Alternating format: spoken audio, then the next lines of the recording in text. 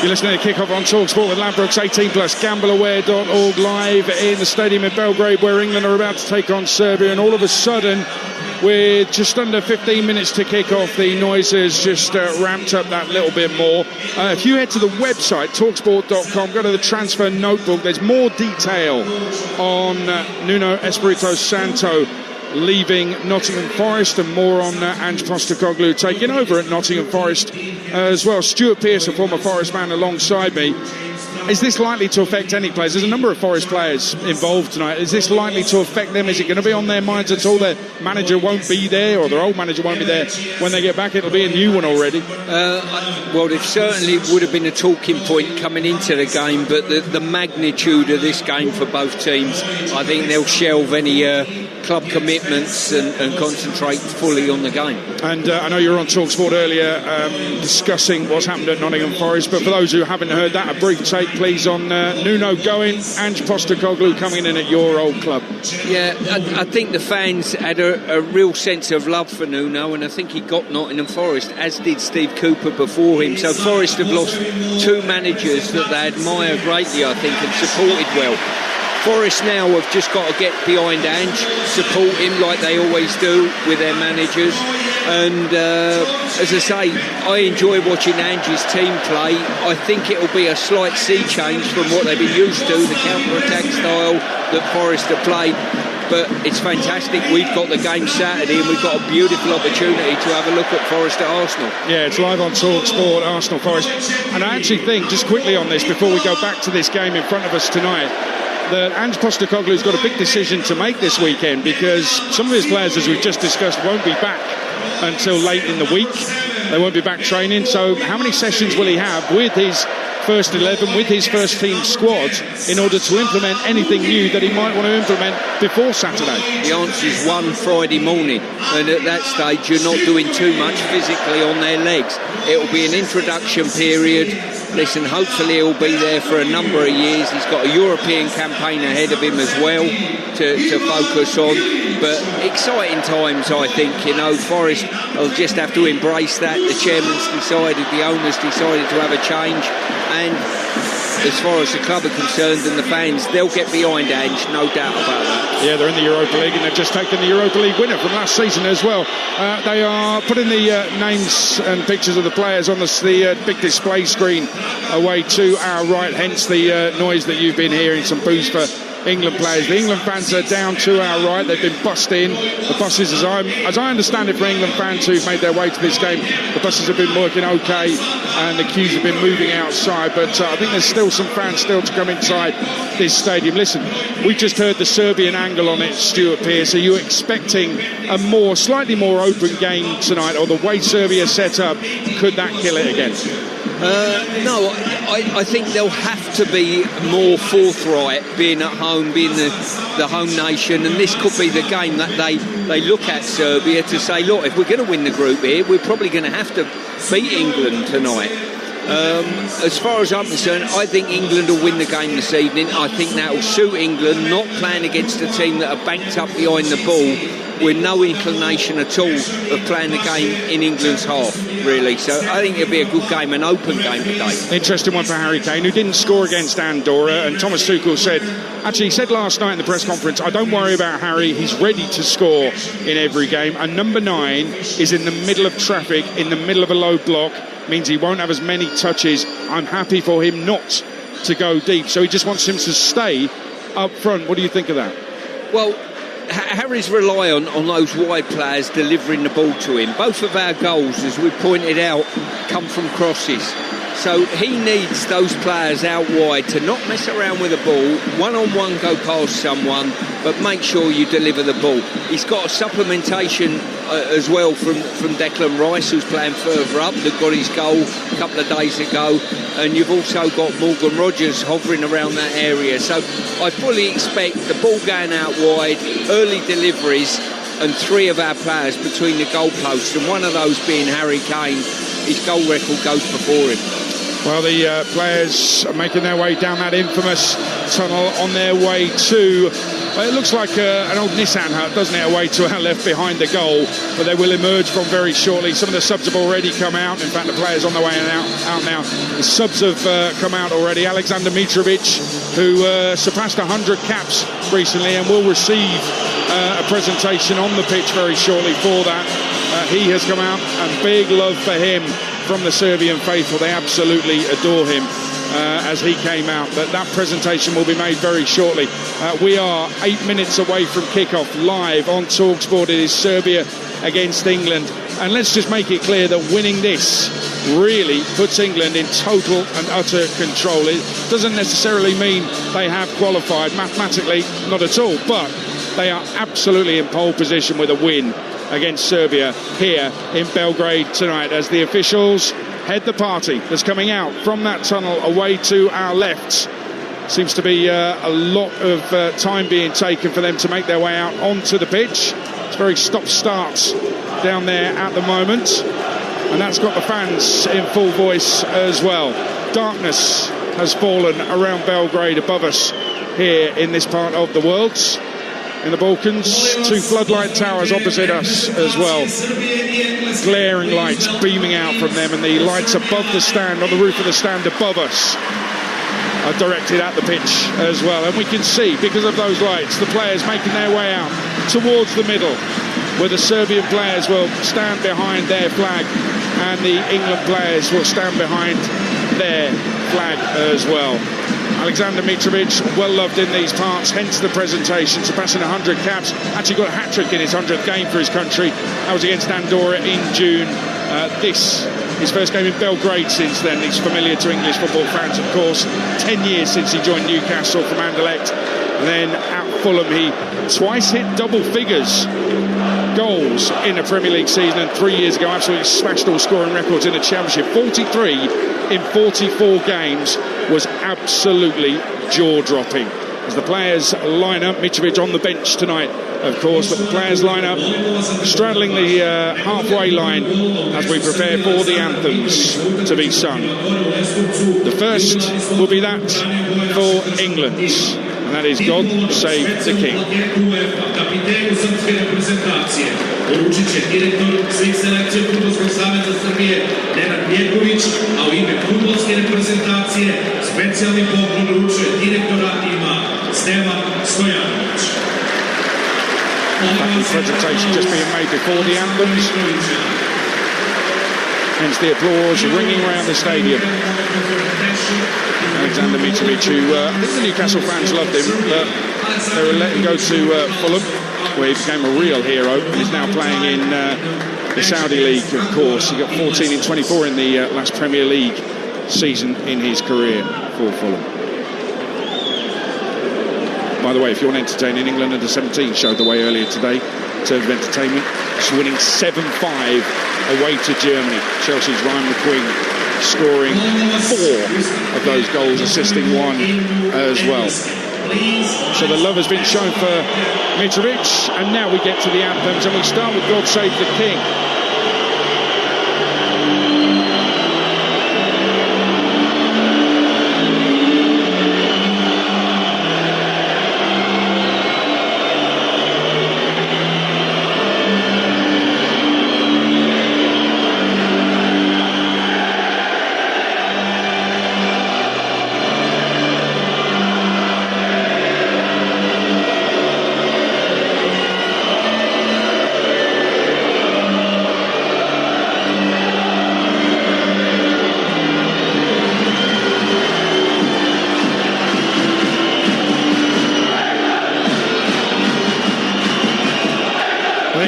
In fine voice for the anthem and getting straight into an England song as well. Now the Serbian national anthem, God of Justice.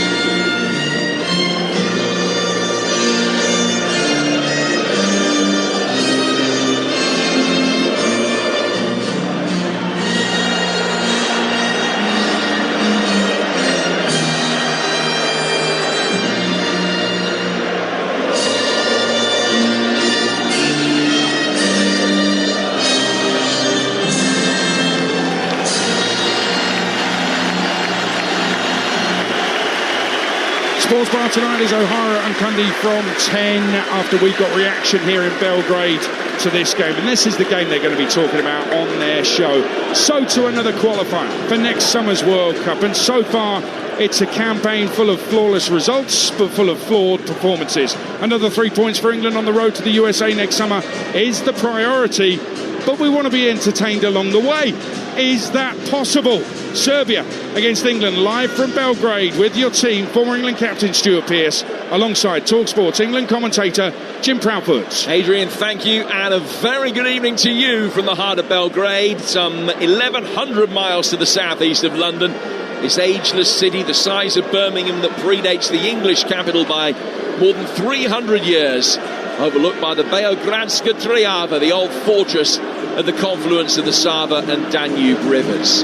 It's a city of huge strategic importance to ancient empires, and one that will tonight provide the first true barometer of England's genuine progression under Thomas Tuchel. So much has happened in the 15 months since the last meeting. On a sultry, stormy Gelsenkirchen night at the Euros, 2 changes of manager and a wholesale reconstruction of the squad, to the extent that only 5 of the 14 men who featured for England that night are here this evening. Are the Three Lions any closer to silverware? Well, right now, it's difficult to answer that question with anything more than a qualified maybe. For Serbia, very little is different. Same coach, same formation, pretty much the same players, but the raucous intensity of the Rajko Mitic Stadium makes this a far cry from that previous meeting in Germany's industrial heartland. Tonight, for England to need to play the opposition and not the occasion. Taking 6 points off Serbia is the passport to the World Cup. 4 would be enough if they can win in Latvia in between the 2 matches against the Eagles.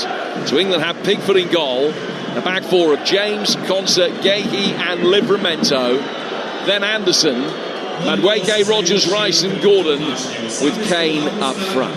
Bournemouth's Georgi Petrovic is in goal for Serbia in a 3-4-2-1 that will be a 5-4-1 without the ball. Irakovic, Milenkovic and Pavlovic at centre-half. Nedeljkovic returns at right wing-back. Maksimovic, Lukic and Birmancevic, with Ivan Ilic partnering Zivkovic behind Vlahovic up front. But before the game starts, there will be a minute's silence for Dobrivoje Tanasijevic, better known as Dan Tanner, former chairman of Brentford, as well as being an official with both the Serbian FA and Red Star Belgrade. And he will be remembered on his old home ground now. We kindly ask you for a moment of silence to pay the last respect to one of the most loyal ambassadors of Serbian football in the world.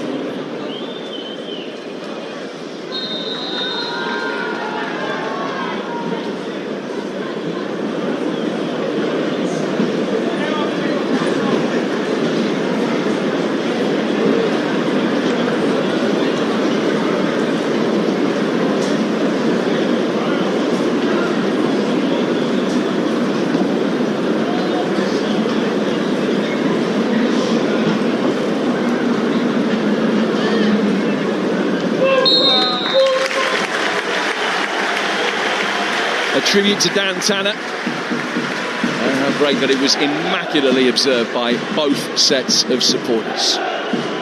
England in all white tonight. Serbia used to play in red. These days they play in all blue. England will be kicking from right to left, defending the end of the ground that houses their support. The most arduous pre-World Cup test of Thomas Tuchel's reign. Serbia away, where an eye-catching win could reset perception and set the tone for the 10 months ahead, but where more of the same could increasingly polarise opinion. It will be England that will get us underway. Just waiting for the signal from the French referee Clément Turpin, and England with the kick-off go from Rice all the way back for Pickford, who controls it. England rushed forward towards the edge of the Serbian penalty area. There's the first long ball boomed in by Pickford towards the edge of the penalty area and cleared by the Serbian back line. Well, Thomas Tuchel has talked about the fact that he wants to go from back to front more readily, more quickly, long throws, set pieces. And there was the earliest possible illustration of that with Jordan Pickford launching it long. Get it back that little bit deeper, work it out towards Tino Livramento, who ordinarily would prefer to play at right back, but starts at left back for the first time for his country today. Stumble in the midfield from Anderson, but he's got away with it, sliced it away from Vlahovic, and England are able to pick it up at the back with Mark Gahey. We're a minute in, I'm delighted to say. Alongside us, as always, England legend Stuart Pearce. Yeah, fantastic occasion tonight. It's a great opportunity for England to really put on performance, more importantly, win this game and put the group near enough to bed, I would say, personally. But England, great opportunity here. Ball out wide, free kick given for a foul on Madueke. And England, first opportunity to pop the ball in the box from a wide area. There's Madueke winning that free kick out on the touchline. By the time he spotted the ball down, though, it's near the edge of the penalty area and almost halfway in from the right-hand touchline to the edge of the penalty area. Madueke waits unmarked near the edge of the box. England have got 5 in that penalty area, hoping to get on the end of this Declan Rice delivery. No Dan Burn in the side, but plenty of height nevertheless. Serbia with everybody back inside their own box. Very positive start from England in the opening couple of minutes here in Belgrade. Can Declan Rice get this first set piece on the money? Races left arm above his head. The answer is no, he can't. The ball in far too low and flat. It's cleared straight back out to Rice, and Rice will retreat briskly inside his own half before laying it back for Pickford. How disappointing is that? I think the Serbs have been quite subservient in their start to this game, and we've got a brilliant opportunity, and Deck, unlike him, got his lines all wrong and hit the first man. Here's Konsa at the back. Back for Jordan Pickford, who coming into this has not conceded for 540 minutes since Pavlidis' winner at Wembley. 6 clean sheets in a row. Serbia's defensive record pretty impressive as well. They've kept 3 clean sheets in a row. Neither of these teams have conceded a goal within this qualification campaign so far. England having scored 8 and Serbia 4. England building again with Anderson, well worthy of a second consecutive start today. Forward towards Madueke, beating his man. He's got round the back of Birmancevic, who's lent into him. Pushes him to the ground. No hint that was a penalty, just good strong defending. Madueke turns and looks at the French linesman to complain about having his shirt pulled. But there's a goal kick that will be taken away to our left-hand side by Bournemouth's Georgi Petrovic with 3.5 minutes in. You're with TalkSport, and it's Serbia nil England. Jim, I'll take that all day long from Madueke. Received the ball, one-on-one situation, push and run. He certainly showed a clean pair of heels there, just overrun it eventually. But why the Serbs are rocking on their back feet, it's important that England keep a tempo, set a tempo, and keep driving it. Morgan Rogers has won it back. He lays it back for Declan Rice. I don't think Serbia have had a meaningful touch of the ball in England's half, let alone the final third so far. But the other side that like to counter-attack, getting the ball forward towards Vlahovic. It's England that are in possession here with the blonde-haired Gordon, who's coming for Rashford today, working the ball through the midfield, out towards the right-hand side for Madueke, who's dropped the shoulder, trying to take on his man on the outside, lays it back instead. An opportunity for Reece James to deliver that he's passed up. He's played it that little bit deeper. Rice can take over, trying to get away from Zivkovic. He's playing as one of the inside forwards in the 3-4-2-1 formation that Serbia have switched to tonight. Seen it very much as a defensive-minded change from them, just trying to get bodies behind the ball. Ball swept in from the right-hand side, and again volleyed away by the Serbs on the edge of their own box, straight out of play for an England throw.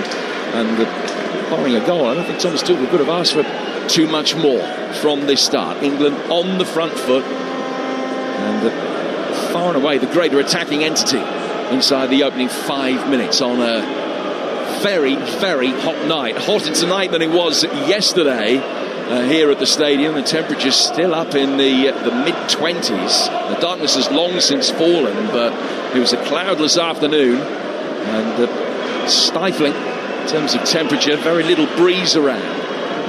Here's Elliot Anderson, 15 outside the penalty area. Ball swung in from the right-hand side, just a little bit too hot for Gordon. And knocked away by Kostan Nedeljkovic down the right-hand side. Gordon gets it back. Neat little 1-2 involving him. Back from him for Elliot Anderson. Reece James coming into a more central position. Anderson's got it again. To his left-hand side for Declan Rice. Anderson to Rice again. It opens up for a right-footed shot, which was brisk, but he couldn't get it either side of goalkeeper Petrovic. And it's a comfortable save.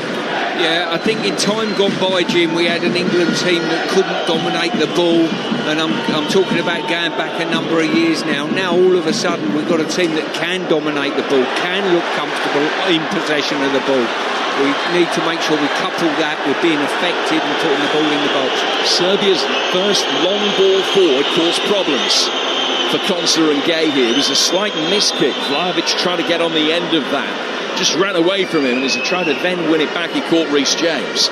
Give England a free kick 20 yards outside their box, but bearing in mind that they've hardly had a touch of the ball in England territory so far, that first one threatened to cause problems with the defensive slip. Yeah, it certainly did, and I've got to say, I don't think it was a free kick at all. Vlahovic has gone in, slid to ground, won the ball, and unfortunately for him, it was adjudged to a foul. Now Noni Madueke is flagged offside on the England right. Earlier today, the Republic of Ireland losing 2-1 in Yerevan against Armenia, which is a blow to their hopes. The other game in that group underway, Hungary against Portugal, still goalless. We'll keep you updated. In Group D, Azerbaijan and Ukraine drew 1 each. Romania with an early lead against Cyprus, and Norway already a goal up at home to Moldova. An Erling Haaland assist rather than a goal there. Wales against Canada, 0-0 in Swansea. Details throughout the course of the evening with the Serbs in possession inside their own half. They've won it back relatively cheaply. Nedeljkovic with an opportunity to try and bring it forward. Then checks back. The young Villa player is just got into double figures in terms of first team appearances for the Midlands club, but he's out on loan at Leipzig at the moment. Big night for him, being recalled to the side on the right hand side. 8 gone 0-0. Yeah, we've just seen another side of Declan Rice playing further up the pitch. One thing is him getting on the end of things in the box. The other, his ability to press the build-up. And he showed that to great effect, certainly at West Ham and with Arsenal. As I say, he's dynamic when he goes to press, and that's part of the game I think the manager's looking to improve on. So at 10 minutes in, there or thereabouts, and it's 0-0. Let's try and take hindsight out of it. Do you like the balance of the team? Do you like the team that has been picked tonight? And this is something we can revisit, obviously, when we're doing TalkSport's daily podcast. We'll be reflecting on everything tonight. But as things stand, do you think he's picked the right team for the game? Yes, I do. I think the balance looks right. Anderson, all the players have settled in, look very comfortable in possession. We've got a threat in the wide areas, more so at these early stages on the right-hand side from James and Madueke. They've had more of the ball, but everyone looks more than comfortable. Looks a good balance in the side. 2 centre-halves, 2-on-1, no problem. Now Madueke's seen plenty of it. They try to get him in again down the right-hand side of the box, and Pavlovic was forced to concede a corner as he came back, tracked his run well, and taps it out of play. First corner for England. Yeah, really good play. Once again, down the right-hand side. We've really got a bias towards our right-hand side. We've had a lot of fruit there, and it looks as though there's a fear of the pace and the athleticism within our ranks that's putting them on the back foot. They were hoping, as we spoke about before the game, Jim, to come out and put England on the back foot, and that's certainly not been the case. Declan Rice's free kick a couple of minutes in was a poor one. They get the delivery right from this corner. Same 6 players for England inside the penalty area to attack it. It's going to be a right-footed away swinger from the England right.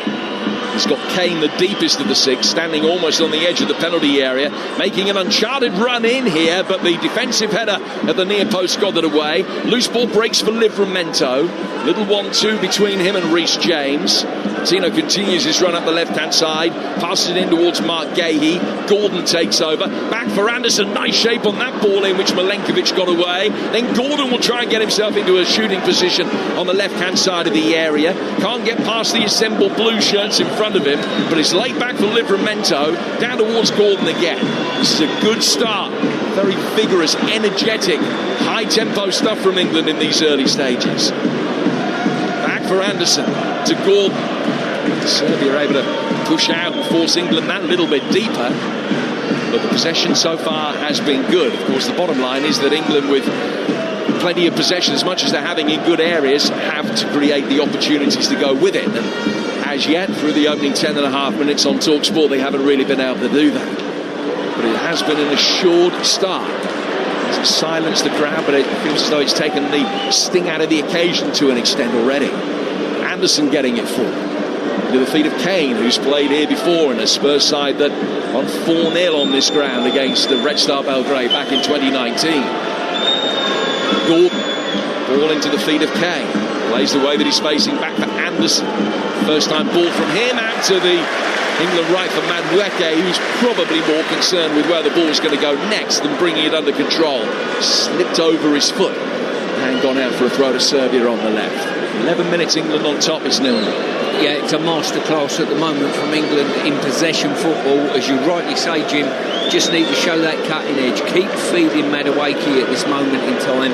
Reece James had the opportunity there and just turned out. I think he wanted a breather. The one thing we don't want is the Serbian defenders to get a breather. England try to turn the screw. It's the first place to react to this England performance. Whatever happens from here on in. Here on TalkSport Sports Bar, open for business tonight with Jamie and Jason taking your calls, talking all things England and talking about the other home nations as well. 3717 223344, and then Stuart will be giving more of his thoughts on this England performance with Big Al and Ali tomorrow morning from 6 a.m. UK time. If you fancy something different on your morning commute, just make sure that you check out the Chris Evans Breakfast Show weekdays from 6:30 on Virgin Radio, which you can get on DAB or by downloading the app. Possession at the moment is 85-15 in England's favour. Just one shot on target to show for it. It's a low effort which was comfortably dealt with by Petrovic. England will try and get it forward again. Played out to the right for Reece James and now back for Elliot Anderson. Yeah, just looking at that Serbian back line, it's a dominant back line of 5 out of possession with quite a high line. That basically telling you we ain't got much pace and we're relying on the offside track. The ball over the top is certainly on a cultured ball that holds up. Milinkovic patrolling the defence. Fine player for Nottingham Forest, but not the quickest. Here's James.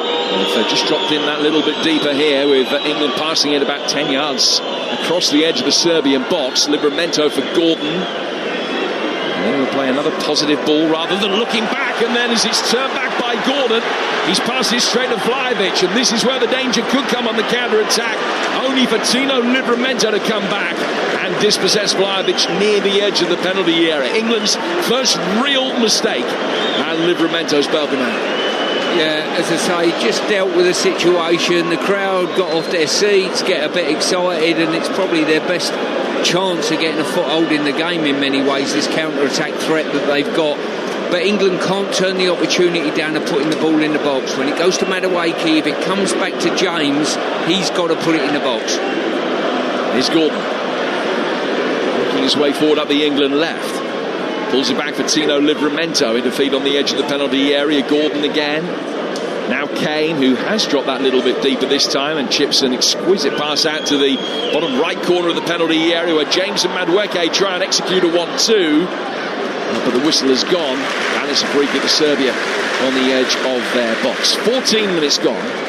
0-0 here on TalkSport. I think Elliot Anderson's heart would have been in his mouth just for a moment as he turned and played that ball under pressure blind and knocked it straight back to Vlahovic, but Livramento came back and spared his blushes.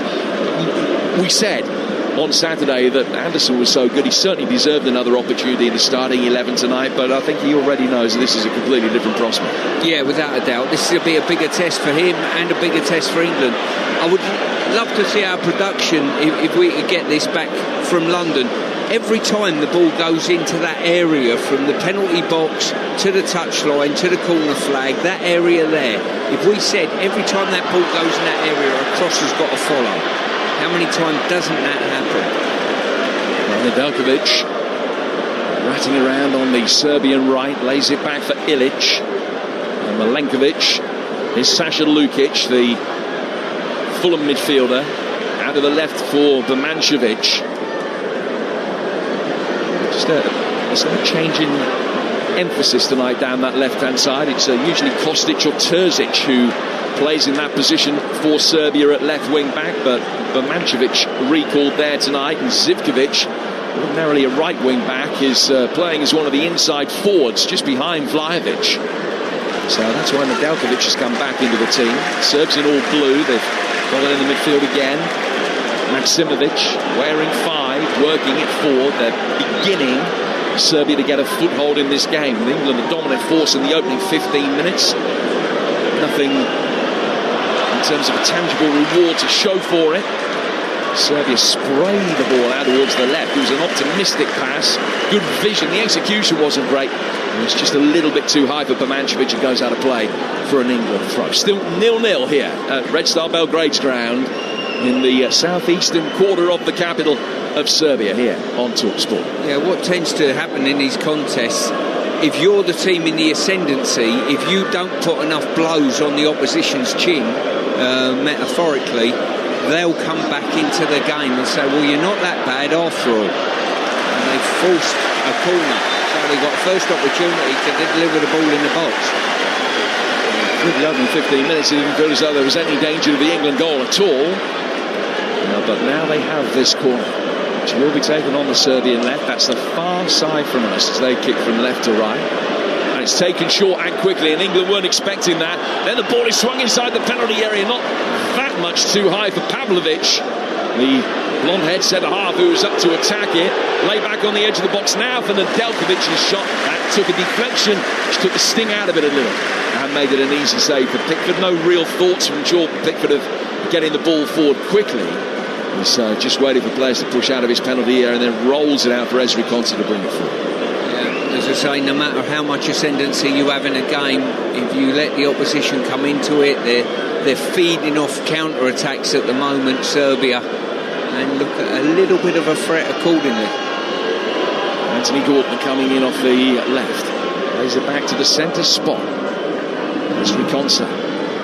Partnering Mark Gahey again tonight, which means that Gahey is slotted back over to his favoured left-hand side, taking the place of Dan Burn in this team.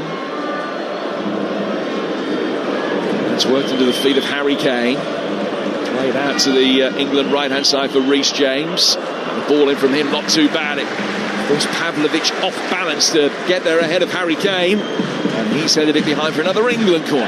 Yeah, as I say, that cross comes from that area of the pitch that we were talking about. England have been in that area of the pitch a lot of the time. If I was a manager at the end of the game, I'm looking to say, how many times have we got into that last 18 metres out wide and the ball's not come in the box for whatever reason? If we're going to recycle it, we need something to come very quickly from the other side of the pitch. Boos and whistles from the Serbian supporters as England just very deliberately set things up for this corner.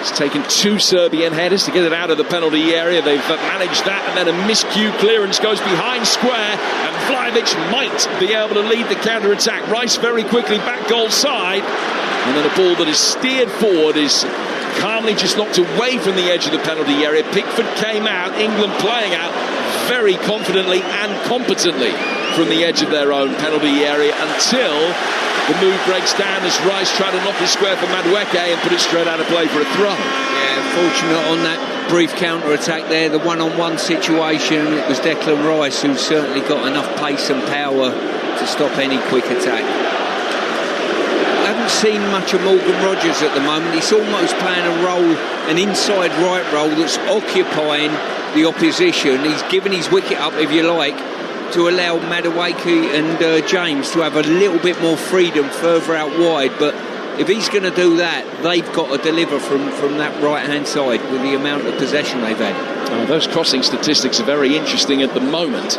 That England, in terms of passes in the final third, have had 74 to Serbia's 10, and they've been highly accurate. But in terms of crosses, they've been 8, and not a single one has found its man. England none out of 8 from crosses at the moment. Yeah, I think we've had 16 contacts in that area of the pitch, and I think 8 crosses coming in. So we're on a 50%. Maybe I've underestimated, but we need to get people on the end, that is for sure. 16 contacts in that area and no successful crosses. That will be the bottom line. 20 minutes in, it's 0-0. But it has been a start of encouragement as far as England are concerned. Certainly if you're a glass half empty kind of person, you might look at this and think that England have had lots of possession and done precious little with it so far. If you're a glass half full, I think that you would look at it that it's been a very assured performance from England against a side who, whilst they're 32nd in the world rankings, are much higher than that in the yellow ratings that we often talk about. I think are probably more reflective of where sides genuinely are. England are 6th in that list and Serbia 21st. But it looks as though there's a much bigger gap between the two than that when you take into account that the away side have been so completely and utterly dominant in possession through the opening quarter of the games. 0-0. Yeah, we've got good possession in and around sort of the centre circle in our own half, and Jordan Pickford squeezing right up. I would be a little bit concerned on that because he's offering himself, but we don't need him. If we don't need you and we do mislay a pass, he's way out of his goal and in big trouble. England work the ball out of the left for Tino Livramento, who thought that the first time ball for his club teammate Anthony Gordon was on. Gordon with a lovely little pirouette will try and take it down towards the byline. He's still got Livramento in support. He plays it back for Livramento now. The former Chelsea and Southampton man's forced to go back deeper still. Gahey for Konsa, who takes possession and strolls through the centre circle with purpose. Passes the ball out to Reece James. And now to Noni Madueke, level the edge of the penalty area.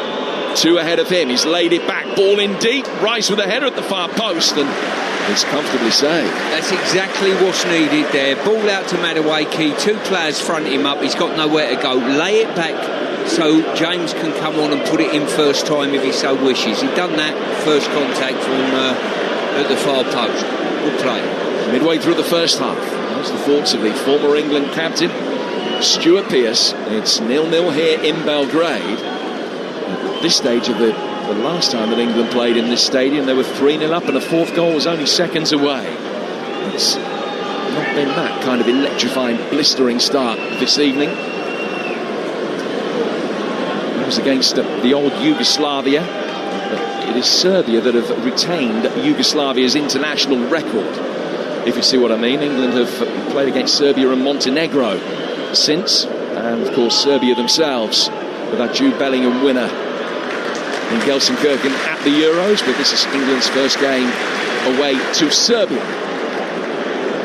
With Petrovic, the likeable Bournemouth custodian who recently arrived there from Chelsea. He's fired it forward, long through the middle. Vlahovic the target. Just joining us, there's no Mitrovic again tonight. They're playing with 1 up, and it's Vlahovic on his own rather than alongside Mitrovic or Jovic.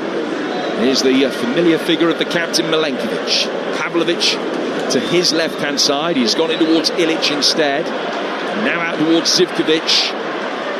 Birmancevic was waiting. Zivkovic couldn't play the ball in towards him. It bounces awkwardly on the edge of the England box, but Anderson can take control of the situation, and then there's no pressure from Lukic on Konsa, who can pick a pass, had the time to work out who was where, and he's played it down towards Elliot Anderson. Back from him through the midfield for Rice. Kane, space on the England right for Madueke, played instead towards Gordon, who's cropped up from the left wing and inside right just for a moment. Now he goes out towards Noni Madueke. Left-footed ball in from him. Milenkovic with the initial header. Kane comes back from what would have been an offside position, heads it down, but a very high tariff overhead kick attempt from Gordon just drifts innocuously wide. It's 0-0, 25 gone here in Serbia on TalkSport. Yeah, as I say, the room that Madueke's got on that right-hand side, superb. He's fronted up one-on-one all the time, which isn't a bad thing for us. Let's get an update from Wales friendly with Canada tonight in Swansea. Here's Lawrence Moore. Yeah, Wales 0, Canada 0. 2 big chances though. First for Brooks. Harris set him up with a cross from the left, but Brooks got his volley horribly wrong. And then at the other end, Kone, the Canadian central midfielder, saw his shot across goal bounce off the far post and away to safety. Wales 0, Canada 0.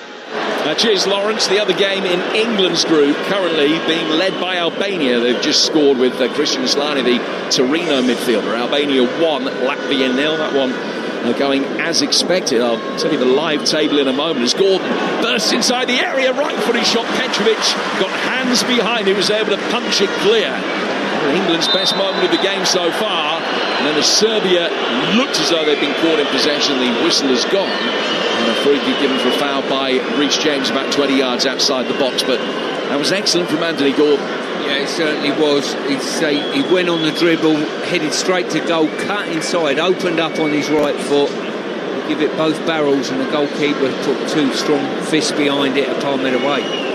So England's group, as things stand at the moment, England 13 from 5, Serbia 8 from 4, Albania 8 from 5, Latvia 4 points from 5, and Andorra yet to trouble the scorers or take a point through their 5 games. Andorra not playing tonight. Probably the best result they can hope for. 26 minutes gone, it's 0-0 between Serbia and England here on TalkSport. Elliot Anderson giving a long ball down towards the left, just took a slight nick on its way through, so it didn't fly particularly cleanly down towards Livramento.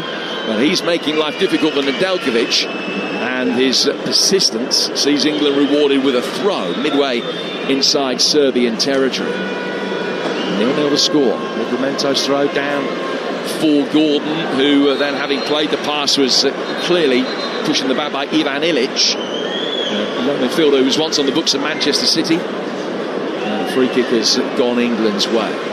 The score, 27 minutes gone. And England have tightened things up defensively, and we always talk about the extenuating circumstances for June friendlies, but this was something we mentioned the other day. That game against Senegal, who were in a similar position rankings-wise to Serbia, England faced 9 shots, which was more than they faced in 90 minutes of a game for more than 10 years. But there is the odd individual error which hasn't been catastrophic aside, and much more defensive solidity from England so far tonight. Now they work the ball forward. Madueke's inside the area, and he's tapped just wide from close range. But it was Kane that was coming onto it. It looked as though it took a little deflection. Madueke drawing the goalkeeper, flicking it to his left. Kane then tried to find the far post. The referee said it didn't take a touch on its way past. Harry Kane adamant that should have been a corner, but a really good chance for England. It really was. It's a fantastic turn, probably about 25 yards out. I think it was from Kane that put Madueke away, and how that's not ended up in the back of the net, I don't know. Well, he scored in 5 of his last 6 games, Harry Kane. He's got 12 in 9 away World Cup qualifiers in his career. He'll be hugely disappointed that he didn't extend his tally there with what would have been his 74th goal for his country. 22 ahead of Wayne Rooney. Anderson plays it back towards Gahey. Gahey to Rodgers. Rodgers with the ball forward through the midfield. And here's Anthony Gordon. He's got options either side of him. He's gone for goal himself, and Petrovic can dive to his right and tip the effort away. Livramento picks it up. Back from him to Kane. Kane is 10 yards outside the penalty area in a shooting position. Works it inside the box. It almost came back from Madueke. Kane will be able to take over, and then a scything challenge on him. 2 yards outside the box. Results in a yellow card for Lukic and a free kick for England. Yeah, Harry Kane done well. He tried to shove one into sort of, I think, Morgan Rogers in an inside right position near the edge of the box. He's come back to him off a Serbian player, and then he's running on. He's looking literally a yard outside the box. He's looking to get a shot away, and at that stage Lukic has just hauled him down. Now, wow, this is a fantastic, directly in the middle of the goal, a yard out from the edge of the box. A fantastic opportunity. They've got to hit the target though. Now Sasha Lukic with a yellow card. That means he's suspended for Serbia's next game, which is the relatively local derby at home to Albania. But these are going to be punished further with this free kick. Reece James, the only England player to score a direct free kick for some time. Declan Rice has shown in his Arsenal career with that extraordinary Champions League double that he scored that he is more than capable from distance. But Rice has abdicated the responsibility. He's made his way forward now and is standing just to the left of the wall. Harry Kane is in that wall, but he's not the requisite metre away, certainly to start with. He is now being told exactly where he can go. There are 5 in the wall, and Zivkovic is in the draft excluded position in behind. Kane is now the requisite distance away. Madueke stands hands on hips, but Reece James is looking the favourite here. If anything, you'd say it might be a yard too close to the edge of the penalty area, but it's still a great position. Can he get it up and down in time? Petrovic, who will have faced a few of these in training. This is a big moment. It's James, and he's blasted it straight into the wall. Big England appeals for a handball. Nothing given. Alenkovic urges the wall and the rest of the defenders to push out. England will come again, the second phase of play, level with the edge of the penalty area. Gordon gets to the byline, stands it up deep towards the far post. It's headed away. Madueke is going to be able to pick that up. And he's followed out of the penalty area by Birmancevic. He's just been able to keep it in there, Noni Madueke.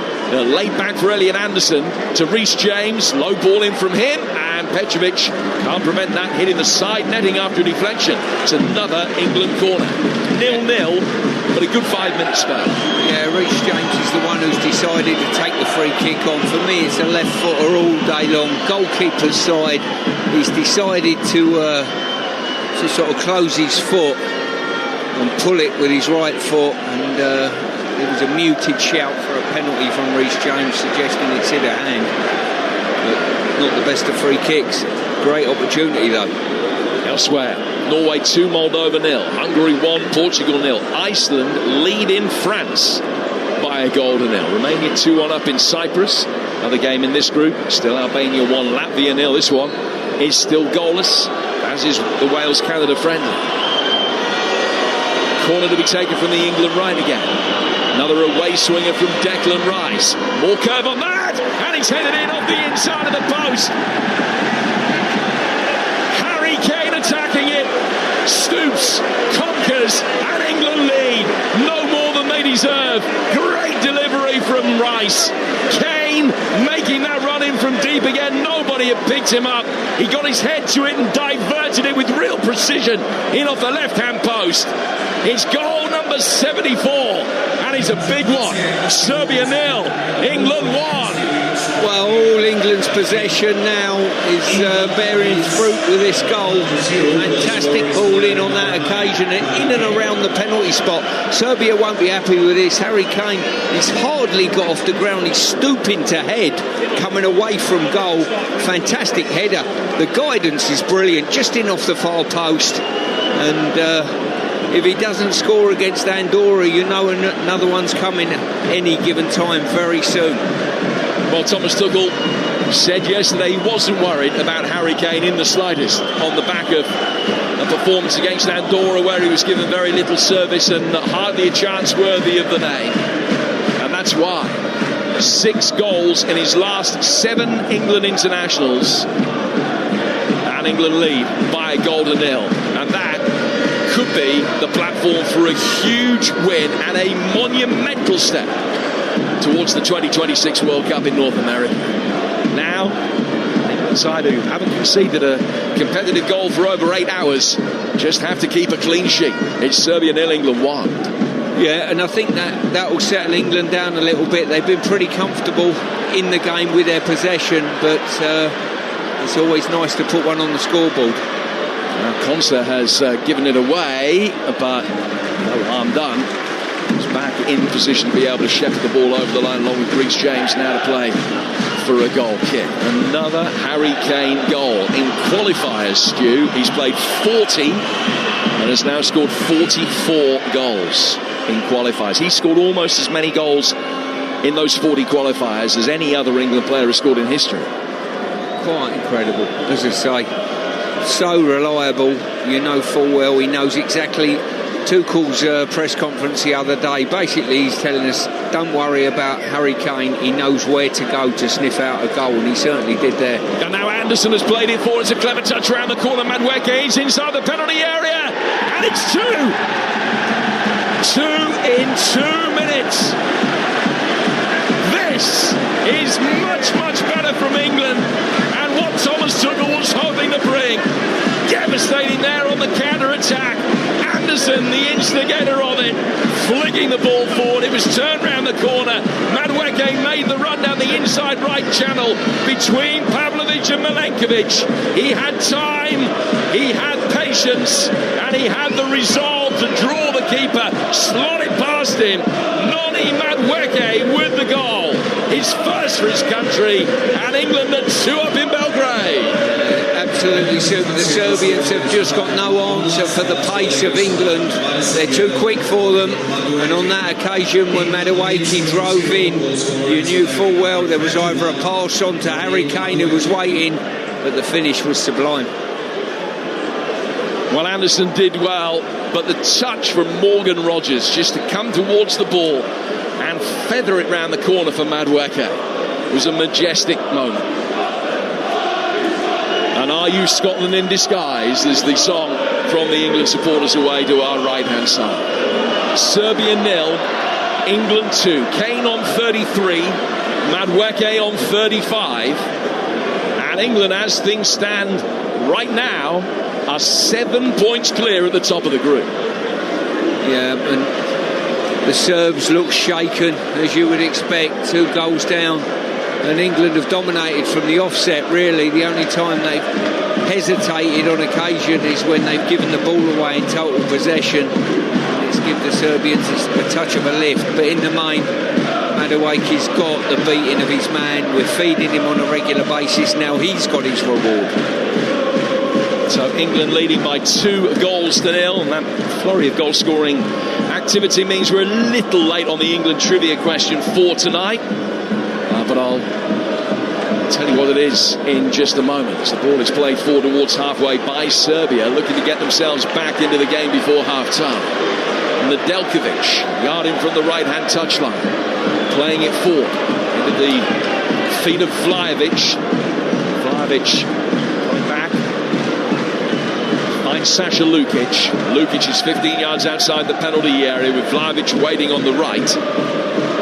Worked down towards him again. Left-footed ball played over the top, but Ilic knew he was offside, and he goes straight through for Pickford. So here's tonight's England trivia question. How many players are still playing professionally who have scored 8 or more goals for England? So it's how many players are still playing professionally who've scored 8 or more goals for England, and can you name them? So that's tonight's England trivia question, and we will give you just on the pitch, a few thoughts at half-time. Sorry, Jim, just on the pitch at the moment, I don't know whether there's a laser being fired at one of the players' eyes. I think it's just Konsa there was coming out, a laser from the terraces, and the game's just stopped at the moment. The referee's just gone over to the fourth official to make him aware of this. That was a great spot. Ezri Konsa saw it too. Shone right into his eyes, a laser pen or something, and he just stopped his run as he was bringing the ball out from the back. So play will restart with a drop ball to Ezri Konsa. England leading by 2 goals to 0 here in Belgrade on TalkSport. No movement at all from the flags, which hang limply. 9 of them over on the far touch line, just on the top of the roof of the stand over on that far side. No movement. It's an airless Belgrade night, but it's been an excellent one for England and for Thomas Tuchel's men so far. It's the kind of performance that he would have been hoping for. A much more worthwhile test than he's had so far, and England are passing it right now. They're trying to get it forward for Rodgers again as he looks to make it 3. Knocked away by Pavlovic on the edge of his own penalty area. Kane is much, much deeper. He's picked up the ball near the edge of the centre circle, looks for Gordon, and as Gordon tries to bring it away, he's pulled Nedeljkovic back and has received a yellow card. First shown to an England player tonight. There's nobody in the England starting lineup who's on a yellow card and running the risk of suspension, but Gordon is booked. England 2 up with 5 to go to half-time. I'm just looking at Jordan Pickford here, and his position is very, very advanced when we're in possession. He's looking to say, give it to me if you want. For me, for a goalkeeper, just keep out the way. They know you're there, stay where you are. I just get the impression, Jim, that he wants to get involved in the game, you know, and you don't have to do that as a goalkeeper. Livramento's just been caught here, an England free kick just inside Serbian territory. You think that is Pickford rather than England instruction to him about his starting position? I just think when the ball comes into his hand and into his possession, he's hanging on to it just a little bit too long. And I'm being ultra critical. Look, there's a pass on now and he's still got the ball at his feet. For me, just give the players the ball. Give the outfield players the ball. Side foots it forward over the halfway line. Ball is played back by Pavlovic to his goalkeeper, and it's cleared towards halfway. 2-0 England, 4 to go to half-time. Deadlock broken as well in Swansea. Lawrence Mora. Wales 0, Canada 1. Derek Cornelius of Rangers has scored it from a free kick around 25 yards out, left-footed. He's killed it over the top of the wall and into the top corner. Sensational free kick. Wales 0, Canada 1. Gordon plays the ball out to the England right-hand side where James and Madueke, that time with just the cross purposes. And a harmless ball at the right-hand side of the penalty area has innocuously gone over the dead ball line and out of play for a goal kick. That announcement that you heard incidentally from the man on the public address system who's sitting only about 4-5 feet away from us was just a request that lasers aren't used. And that drew derision from the home support. 3 to go to half-time. England 2 up. Good value as well for the advantage. This has been the best half of football under Tuchel so far. But Serbia trying to get back into it. Low ball inside the penalty area. Konsa didn't know whether to stick or twist in the end. He can block a cross that comes in. A little double ricochet from Zivkovic's ball, which came back into him and goes out of play for a goal kick. Looks as though it was Konsa's to win. Didn't want to dive in, just took a step back rather than coming forward. That allowed Zivkovic the second opportunity, but then he missed his kick really as he skidded as he tried to play it in. It's out of play for a goal kick.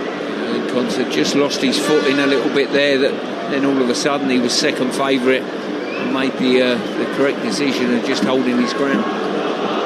Erling Haaland has got a hat-trick, incidentally. 3 goals and an assist tonight as Norway lead Moldova by 4 goals. And I think that now means that he's better than a goal a game in international football in his career. Here's Kane. Back for Anderson, who's grown into the game as it's gone on after a wide-eyed opening 10 minutes, but he's done well again. Konsa receiving the ball from Gehi, 20 yards inside his own half. Now goes back for Pickford, who's back in his D as he receives that. And from the centre of the pitch, Jordan Pickford, and he stands motionless with the studs of his left boot on the top of the ball. It's an easy pass to him out of the right-hand side, which Stewart silently was indicating he should play rather than a little bit of showboating and try to engage the press before playing that pass. He does eventually play Ezri Konsa in, and now Gehi will look for the ball over the top for Kane's run, and it's knocked away by Pavlovic. Another play for a throw. So what's been the principal difference tonight, Stu? I think Serbia have been really poor, if I'm being quite honest with you. I think they've played their part. I think Andorra were a better team, to be honest with you, defensively than Serbia have shown in this first half. That is one point.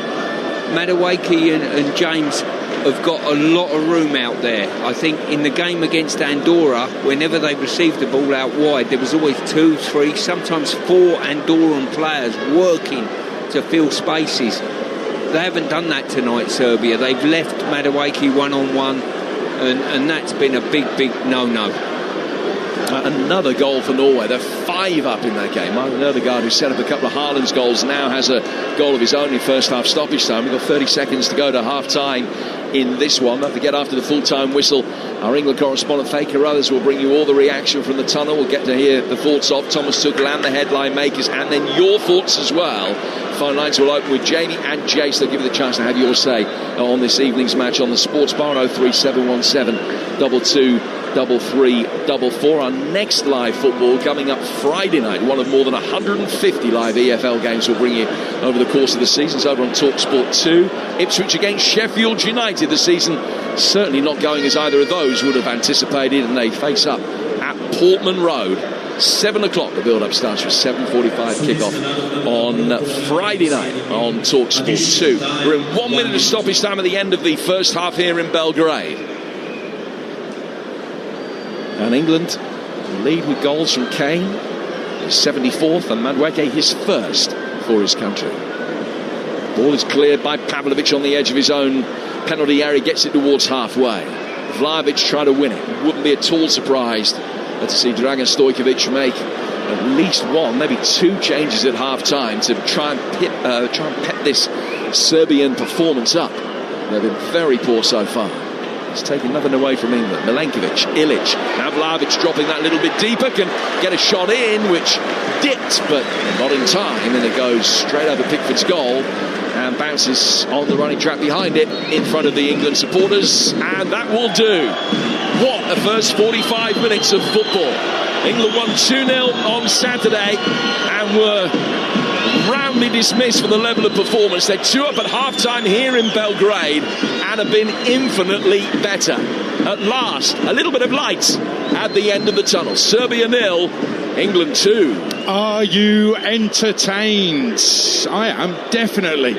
England leading 2-0. They head off to the left, to the tunnel, and they'll be happy with that, and rightly so as well. And from the off, there was intent with this England performance. First 10 minutes, they were all over them. There was quick passing, there was movement, there was width, there was a good tempo to the game. England, Stuart Pearce, started with that intent, and they followed it through and backed it up with goals. That is your classically brilliant first half away performance in a qualifier. That's what we want.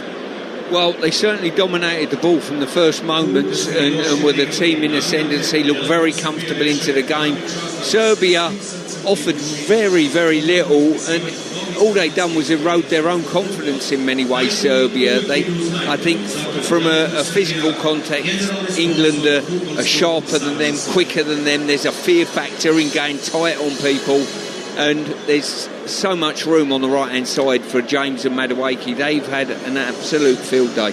Well, the first goal came from the right-hand side. It was a corner from Declan Rice, 33rd minute of the game, and he's put the ball in. It's a really weird header from Harry Kane, but what's even weirder, there's nobody marking him, Stuart Pearce. What's that all about? They've got enough defenders on the pitch. Yeah, woeful defending. As I say, they've allowed the England players to move, rotate wherever they wanted to go, and literally, you know, Harry Kane started on the edge of the box, just drifted in.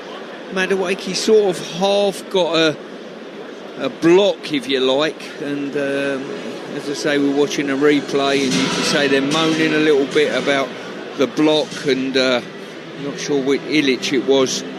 But listen, a fantastic ball in and a great header from Harry Kane. He didn't have to get off the ground, but what he had to do, generate the pace and guide it, and he done exactly that. He stooped to conquer, and that was 1-0 England. The second goal, I really love this second goal, Stuart Pearce. We'll take a look at it here now. This is in the 35th minute. It's lovely build-up play from the back. It goes down the right, and there's a lovely touch from Morgan Rogers right here. It's superb. It is, as I say, fantastic ball. Anderson into Rogers. He's flicked it with his right foot, just in space behind that high line that we spoke about of Serbia. And there's no catching Madueke when he goes in behind. A great run from him. And when he got in, you're looking in the middle of the goal. You've got Rice, you've got Gordon, you've got Livramento all arriving in the box as well, which is great to see. But Madueke said, don't worry about that. Just get back to the halfway line and get ready for a centre. I'll tell you what, if he hadn't hit the back of the net, they'd have been fuming, wouldn't they? Of course they would, but he did. And he never looked like missing, to be fair. And listen, what I love about that, and the reason why we've been talking a lot about it, Jim mentioned it in commentary and just mentioned it now, that Morgan Rogers touch, the reason why that's so important is because that's risky play, but it's exciting play, it's entertaining play. And I think the fans, those who have been moaning about the performance on Saturday and recent Tuchel performances, they want to see a bit more of that. We got it right there, it was risky, but it led to a goal. Yeah, it certainly did, but if you're going to take risks with a ball, do it in the opposition's half, and that's exactly what we did. And as I say, we've dominated the game. I would have probably liked, if I'm being ultra critical, sometimes if we run aground in wide areas, can we roll it back to the fullbacks to come on and put it in the box first time? But saying that, we're 2-0 up, we've dominated the game, and England have looked more than comfortable. Are you complaining? No, I'm just saying how good we were. I think we've been superb. I think that answers a lot of critics. I think that nobody can complain at that whatsoever. it will be Jamie O'Hara, Jason Cundy from 10 o'clock after we've mopped up here and heard from the England camp, from the England manager as well. That's all to come after the second half. Remember, the job's not quite done yet. Serbia 0, England 2. The first half for me could not have gone better. Let's check in on the friendly in Swansea, the international there with Lawrence Mora. Yeah, at the break, it's Wales 0, Canada 1. It's been a really watchable 45 minutes. Certainly hasn't felt like a friendly. We've seen 6 yellow cards. Crew, Brooks and Wilson for Wales. Canada's manager, Jesse Marsh, among his nation's bookings. David Brooks and Dan James have had the best chances for Wales. James' shot was too close to the keeper, St. Clair, while Brooks getting his volley horribly wrong when in a great position in the centre of the penalty area. Kone had hit the post for the visitors, but the opening goal was a cracker. Derek Cornelius is just joined Scottish side Rangers on loan from Marseille. He stepped up from centre-back and curled a stunning free kick, left-footed, into the top corner of the net from around 25 yards. At the break, Wales 0, Canada 1. So England lead 2-0 here. Let's get the half-time odds with Ladbrokes. Odds update on TalkSport with Ladbrokes. Get a free bet every week of the season and a big boost every day. That's Ladisfaction. Minimum £5 bet. Conditions apply. 18 plus gambleaware.org. Well, live in Belgrade on TalkSport, it's currently Serbia 0, England 2. And for the latest odds, head to Ladbrokes, where right now you can get Serbia. They are 55-1. The draw is 18-1. England 80-1 on. Next goal scorer odds: Kane 5-1, Rodgers 10-1, Rice 22-1. And there's a special: England to win 3-0 or 4-0 was 6-4, now 2-1. That's the latest odds with Ladbrokes. 18 plus gambleaware.org. Odds update on TalkSport with Ladbrokes. Get a free bet every week of the season and a big boost every day. That's Ladisfaction. Minimum £5 bet. Conditions apply. 18 plus gambleaware.org. Well, today's big news is that Ange Postecoglou has replaced Nuno Espirito Santo as Nottingham Forest manager. The former Forest striker Tony Woodcock reacted to the news with Paul Hawksby and Charlie Baker. Football's very quick moving. Things move on very, very quickly, as we've just seen in the last 24, 48 hours. I like the sound of him. I don't know him that well, but I've met him. I think he's a football man through and through. I think he talks a little bit of old school football. Right? He's not sort of messing around with, things. He's straight to the point and lets the players get on with it. And I think personally that's a good thing. So I'm expecting Forest to go from strength to strength. So Nuno out at Forest, Ange Postecoglou in, and first game is away to Arsenal for the former Tottenham manager. And it's live and exclusive on TalkSport. Game day exclusive gets underway 11 a.m. Saturday on TalkSport. I think Nottingham Forest fans might be a little bit concerned, Stuart Pearce, about that game. Arsenal away is never easy, but with the turmoil at the club this week, they've got cause for concern, the Forest fans, right? Yeah, big upheaval this week. I think if you asked any of the Forest fans, they would have liked this news to have come out at least a week ago if that was going to be the case. Either way, Ange won't be able to have contact with too many of the players because they'll be away on international duty, but it will certainly give more interest to this game at the weekend. It will, and it's live and exclusive and only on TalkSport Saturday lunchtime. Second half here in Belgrade is coming up live on TalkSport. England lead Serbia by 2-0. The fans were chanting in the stadium. We've had it translated. They want the manager out. Not good enough. He's going to have to change things at half-time if Serbia are to get back into it, because England in complete control. Second half coming up live on TalkSport. Kick-off on TalkSport with Ladbrokes. 18 plus gambleaware.org.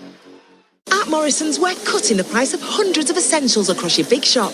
That's great value on your midweek meals. Chicken breast fillet, 630 grams, was £5. Now £4.65. Enchilada kits were £1.77. Now £1.60. And a 3-pack of onions was £1.10. Now 95p. That's hundreds of prices cut across your big shop. Morrison's to shop at Morrison's. Majority of stores excludes Morrison's Daily. Online may vary. Enchilada kit 620 grams. Bring in at lunchtime.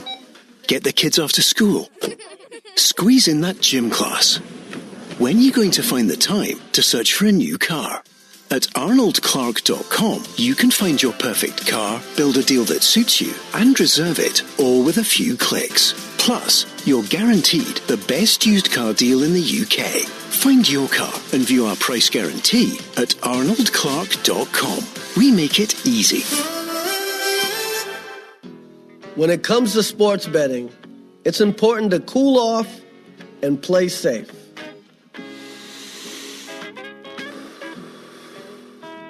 Set deposit limits to control your spending.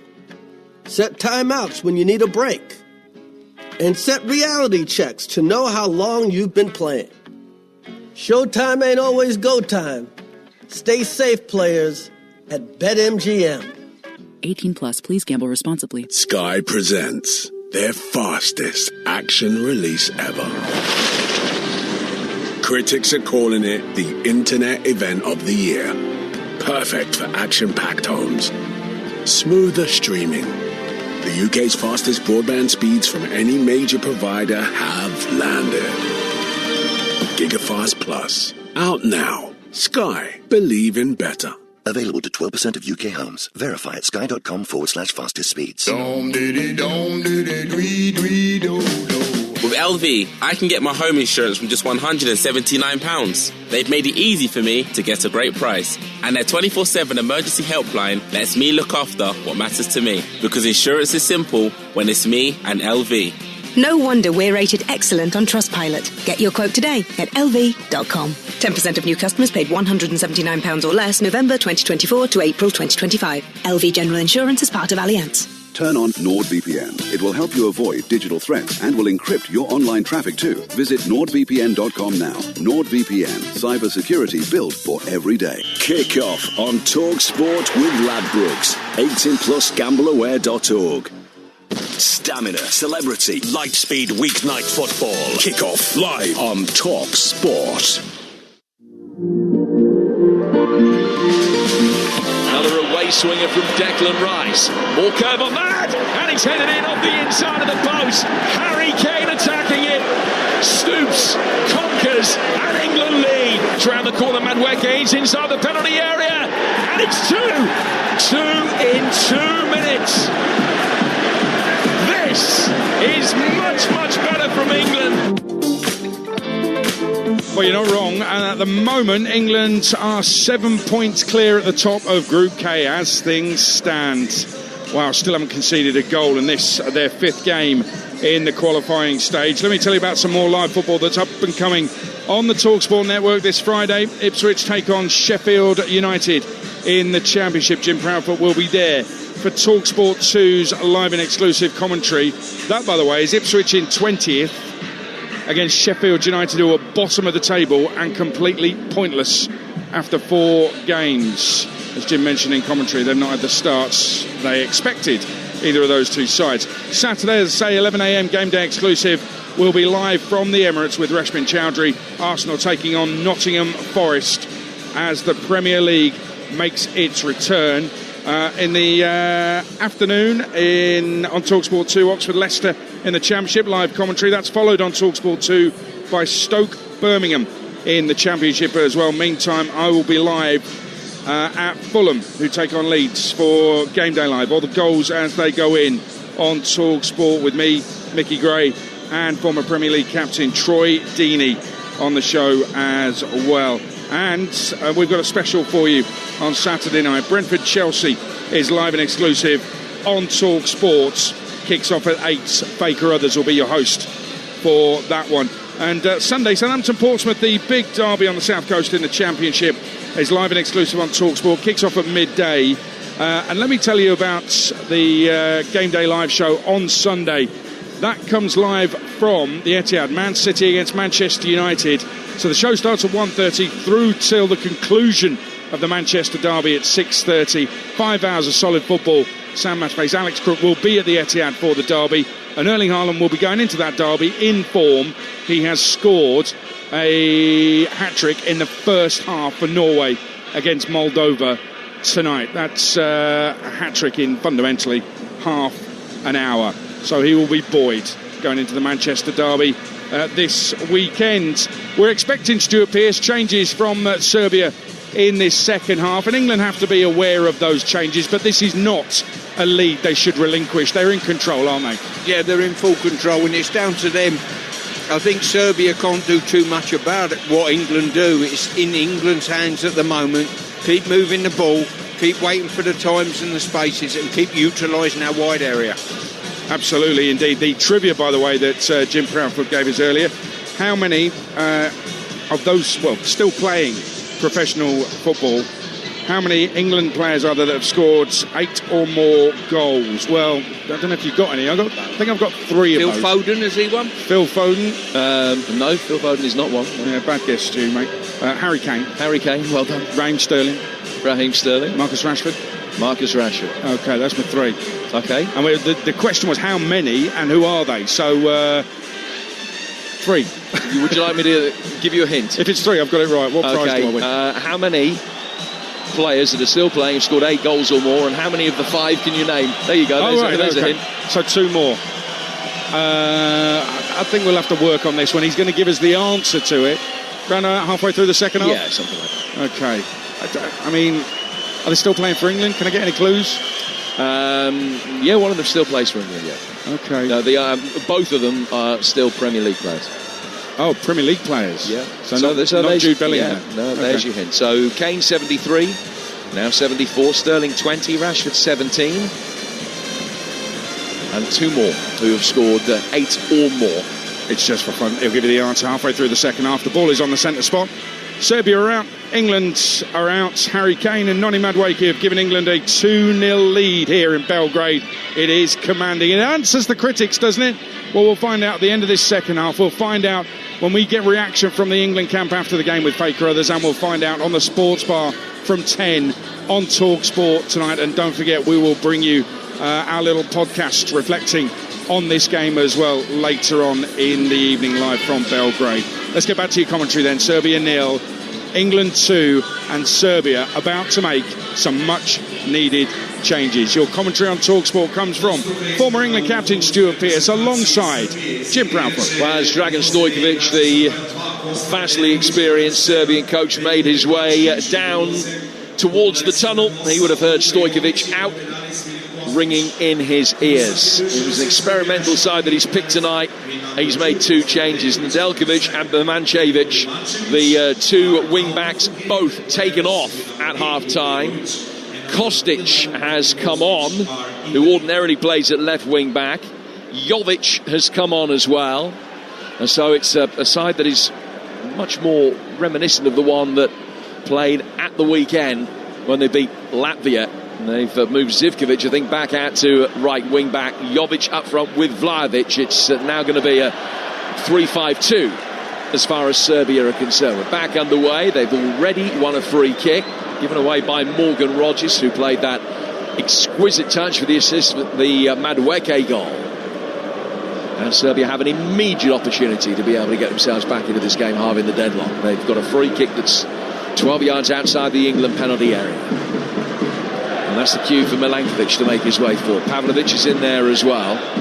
Standing on hands on hips at Sasha Lukic, but I don't think this is going to be a shot. In fact, it certainly won't be from Lukic. He's departed the scene.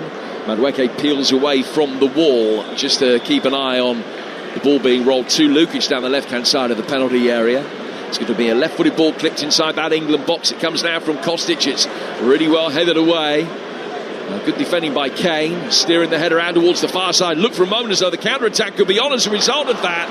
Only a really well-timed challenge on halfway prevented that happening, and play will stop because the England man is trying to lead the counter-attack over on that far side has gone down injured. Yeah, as I say, Serbia at full stretch when the afterburners go on from Livramento, and I think it was Gordon as well, put them under real pressure. But the last challenge has left Gordon injured, but not too bad, I don't think. It might even be Elliot Anderson over on that far touchline, who just had his legs taken away from underneath him. Reminder of the England side: Pickford in goal, James Conser-Gahey and Livramento, then Anderson, Madueke, Rogers, Rice and Gordon, and Harry Kane. Kane on 33, Madueke on 36 according to official timings, and England with 2 goals in just a shade over 2 minutes in that first half, leading by 2 goals to 0. England have still only faced 2 shots on target in this entire World Cup qualification campaign so far. 5 shots on target themselves tonight, 10 shots to 2 all told. Here's Madueke, losing out to Kostic. Great strength from Filip Kostic, the Juventus man, playing it through the midfield. There's a much greater purpose about Serbia at the start of this second half, not passive and sitting back and trying to soak it up now, having to come out and be a lot more proactive. Ilic takes it down towards the corner flag, but he's well defended. England will be able to play it away down that left-hand touchline, but then have given it away. Another opportunity with the ball inside the area. Didn't find Vlahovic, and England will poke it clear out of the left-hand touchline again. Another opportunity for them to try and bring it away on the counter-attack. Madueke is going to scamper after this. Pavlovic just got there first, and then really well defended. He's allowed the ball to roll over the line, out of play for a throw that he's taken really quickly. Back to his goalkeeper, bounced a couple of times, so Rodgers could put the pressure on Petrovic, and England win it back with a hurried clearance from the goalkeeper, finding a white shirt on halfway. 2-0 England, and we're 3.5 minutes into the second half in the company of Stuart Pearce here on TalkSport. Looks as though Rice got a good opportunity, which is dragged wide. He got there on the edge of the D, brought the ball onto his right foot, but has slammed it wide at the far post. Yeah, it looks as though we're going to have a more flexible Serbian side in this half. They're going to have to come out and chase the game a little bit more, and hopefully that will play in our hands. We've got to make sure that we arrest any tide of upsurge they might come our way. England did lose to Senegal when they were 1-0 up. That was the first time in 46 games over 6 years in which they have seen a lead end up as a defeat. Currently unbeaten in 35 World Cup qualifiers, which is a run that stretches back to 2009 and a defeat away to Ukraine. It's unsurprisingly the best current run in European football. Hoping to extend that to 36 tonight, and looking really good value for it at the moment. In fact, it's Albania who are second in this group at the moment, with England 7 points ahead of them and 8 ahead of Serbia. 6 points from these 2 games against Serbia will see England qualify. They're playing out from the back here under pressure, and Serbia trying to press with real intensity. I think there's a feeling that if you can get through this Serbian press, it gives you an outstanding opportunity of being able to create something high upfield. They won't recover particularly quickly. They're doing their best to try and press the life out of England at the moment. Vlahovic leading the way, but Anderson, the other number 23 on the field, has got the ball at his feet, and he can bring it towards the edge of the centre circle. England still leading, and good value for the 2-0 advantage.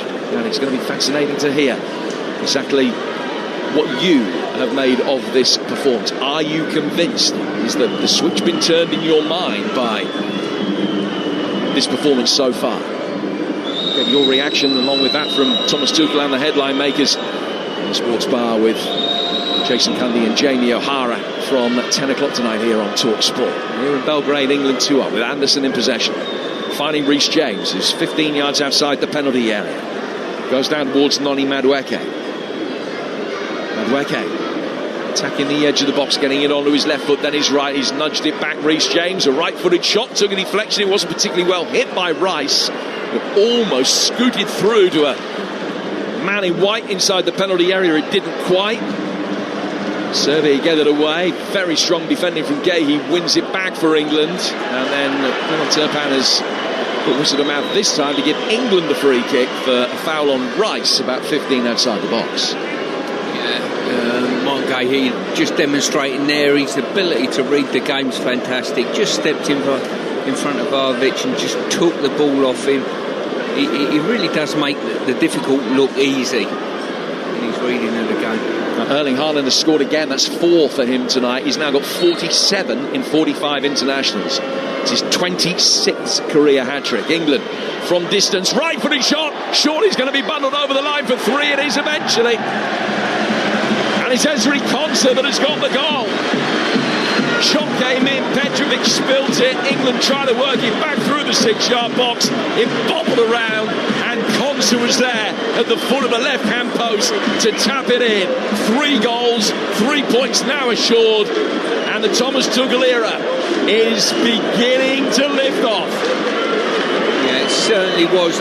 England had numbers. It was whipped into the box there. Good effort on goal by Gordon. The goalkeeper's parried it, but kept it in the danger zone. And it's the England players that reacted. You know, firstly Gahey, then Kane was in there, and then Constance whipped it in with his left foot at a tight angle. Gordon's initial effort, it's just a question of who was offside. It hit Gahey. Don't know that he was offside. I don't think he was. The goal is still being checked. I think it must be pretty close. Esri Konsa, the man that at the moment is celebrating the goal. Surprisingly his first in England colours. I'm still waiting for the signal that the check is complete. Haven't seen the right angles on our monitors to correctly ascertain whether Gahey was offside from the initial shot that came in, or whether Kane was then offside as he has played it for him. Sure, Konsa's come from an onside position. It's not Konsa, I think, that anyone is worried about. It's either Gahey or Kane, and we haven't seen the angles on our monitor. I think the check is complete, and it is 3-0. This is the lead that England wanted now. I think any resurgence from Serbia will be put to bed with that goal.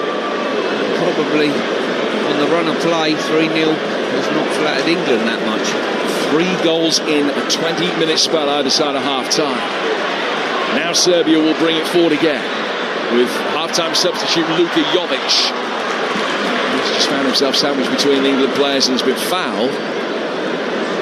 There was James and Kane that converged him from differing sides to catch him. It was James with the challenge. Free kick that will be taken by Serbia. 3-0 England. I think when you compare this performance to Andorra, I don't think it's vastly different. It's just that Serbia can't defend England. In comes the free kick from the left wing back Kostic. And straight out of play after an offensive header, and a corner has been given. All the England players are absolutely convinced that hit a Serbian head on its way through, but it was not Vlahovic's touch. Kevin Turpan has given a corner, which is only the second Serbia have won tonight, and it's going to be taken over on the right. 3-0 England. Everybody back defending inside the penalty area as it's swung in very deep. Pickford should be able to come out and catch that. It took a touch off Rodgers' head and bounced back inside his own penalty area. Pickford comes out, takes control, bowls it out quickly, and England are hungry for more. Now scored 11 goals without reply in this qualifying campaign. Leading here by 3 goals to 0. It's a 4-1 win there. Last visit to this part of Belgrade in the late 80s. Last defeat here back in 1968, and I think we're still going to be able to say that tomorrow. Some capitulation if we can't. Anthony Gordon trying to win the ball over on the far touchline from Zivkovic, who's now back in his more customary right wing back position. Zivkovic has stayed down as the ball rolled over the line. It's going to be an England throw to restart play. It's gone the other way. Referee's give it to Serbia, I think. Yeah, some people might say, well, how can you suggest that this performance isn't much better than the Andorra one? I think Andorra just knew what they were doing, defended stoutly, and when you look, when England get the ball into wide areas, it's man for man, 1-on-1, 2-on-2. In the Andorra game, there was a number ascendancy. Andorra worked tirelessly to make sure that they weren't outnumbered or even numbered, and Serbia have been poor at that. They've left players in wide areas isolated, and we've certainly capitalised on that. Andorra did what Andorra do. They are well briefed. They're an international side that played to the limit of their potential week in, week out, always fulfilling the same game plan. Serbia have tried to mix it up and do something different to what they normally do tonight, and they haven't been able to do it. I mean, it's been simple as that, really, but taking nothing away from England, this has been a sparkling performance, really. Yeah, on the grounds that we've created chances, hit the back of the net on 3 occasions so far, and in Madueke we've got a player that's sort of almost unplayable to the Serbs, especially the way they're attempting to play him. John, it's going to be interesting. Oh, not the marks. The marks out of 10. I think that Adrian's marks out of 10, which will go up on the TalkSport website later, will be fascinating. We might even see some 6s and 7s today. Let's go to Swansea during this break in play, and we'll get an update. Wales trying to get back into that game against Canada. Here's TalkSport's Lawrence Moran.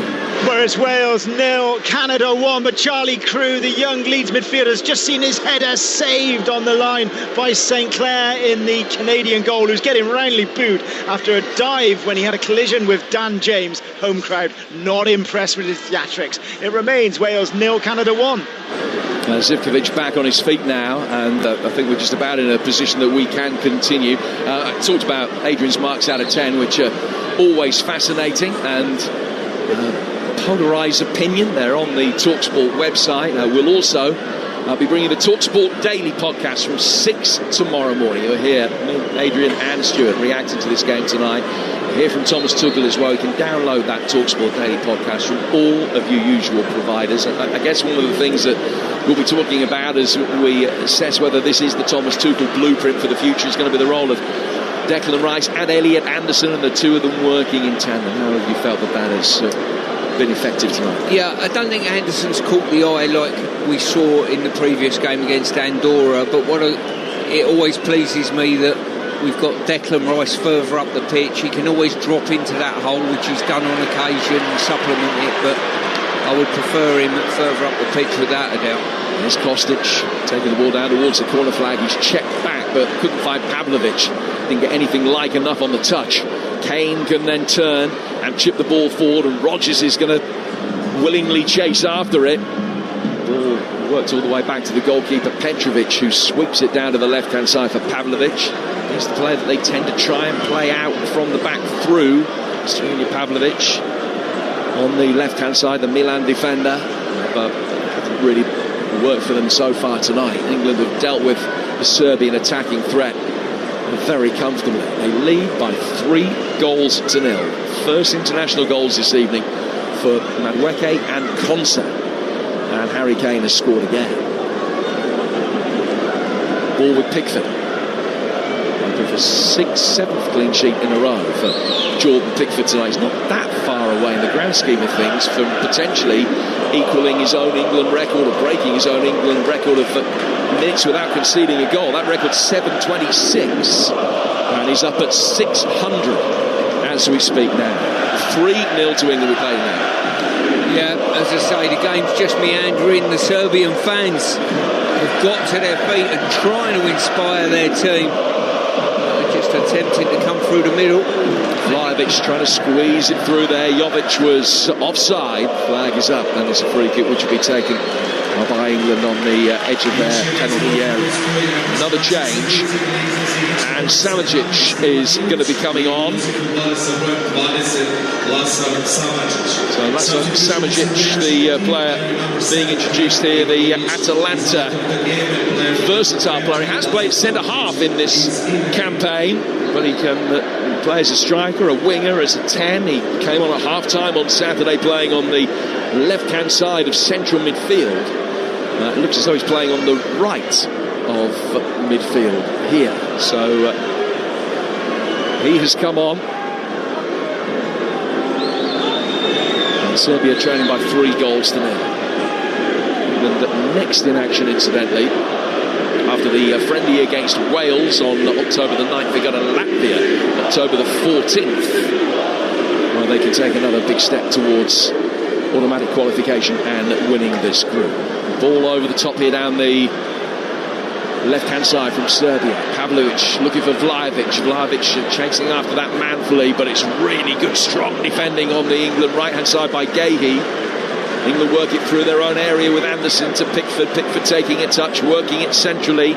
Kane, who's sitting much deeper in this second half, in a little pocket of space, almost Anderson's role for a moment. Sprays it out towards the left. Livramento back through the midfielder for Anderson, and now Reece James is going to be able to bring it forward. James is 15 yards inside Serbian territory as he lays it square to his left-hand side for Rice. Rice now to Anderson. We've played 62 minutes. Madueke down the line for James. Those two linking up beautifully again.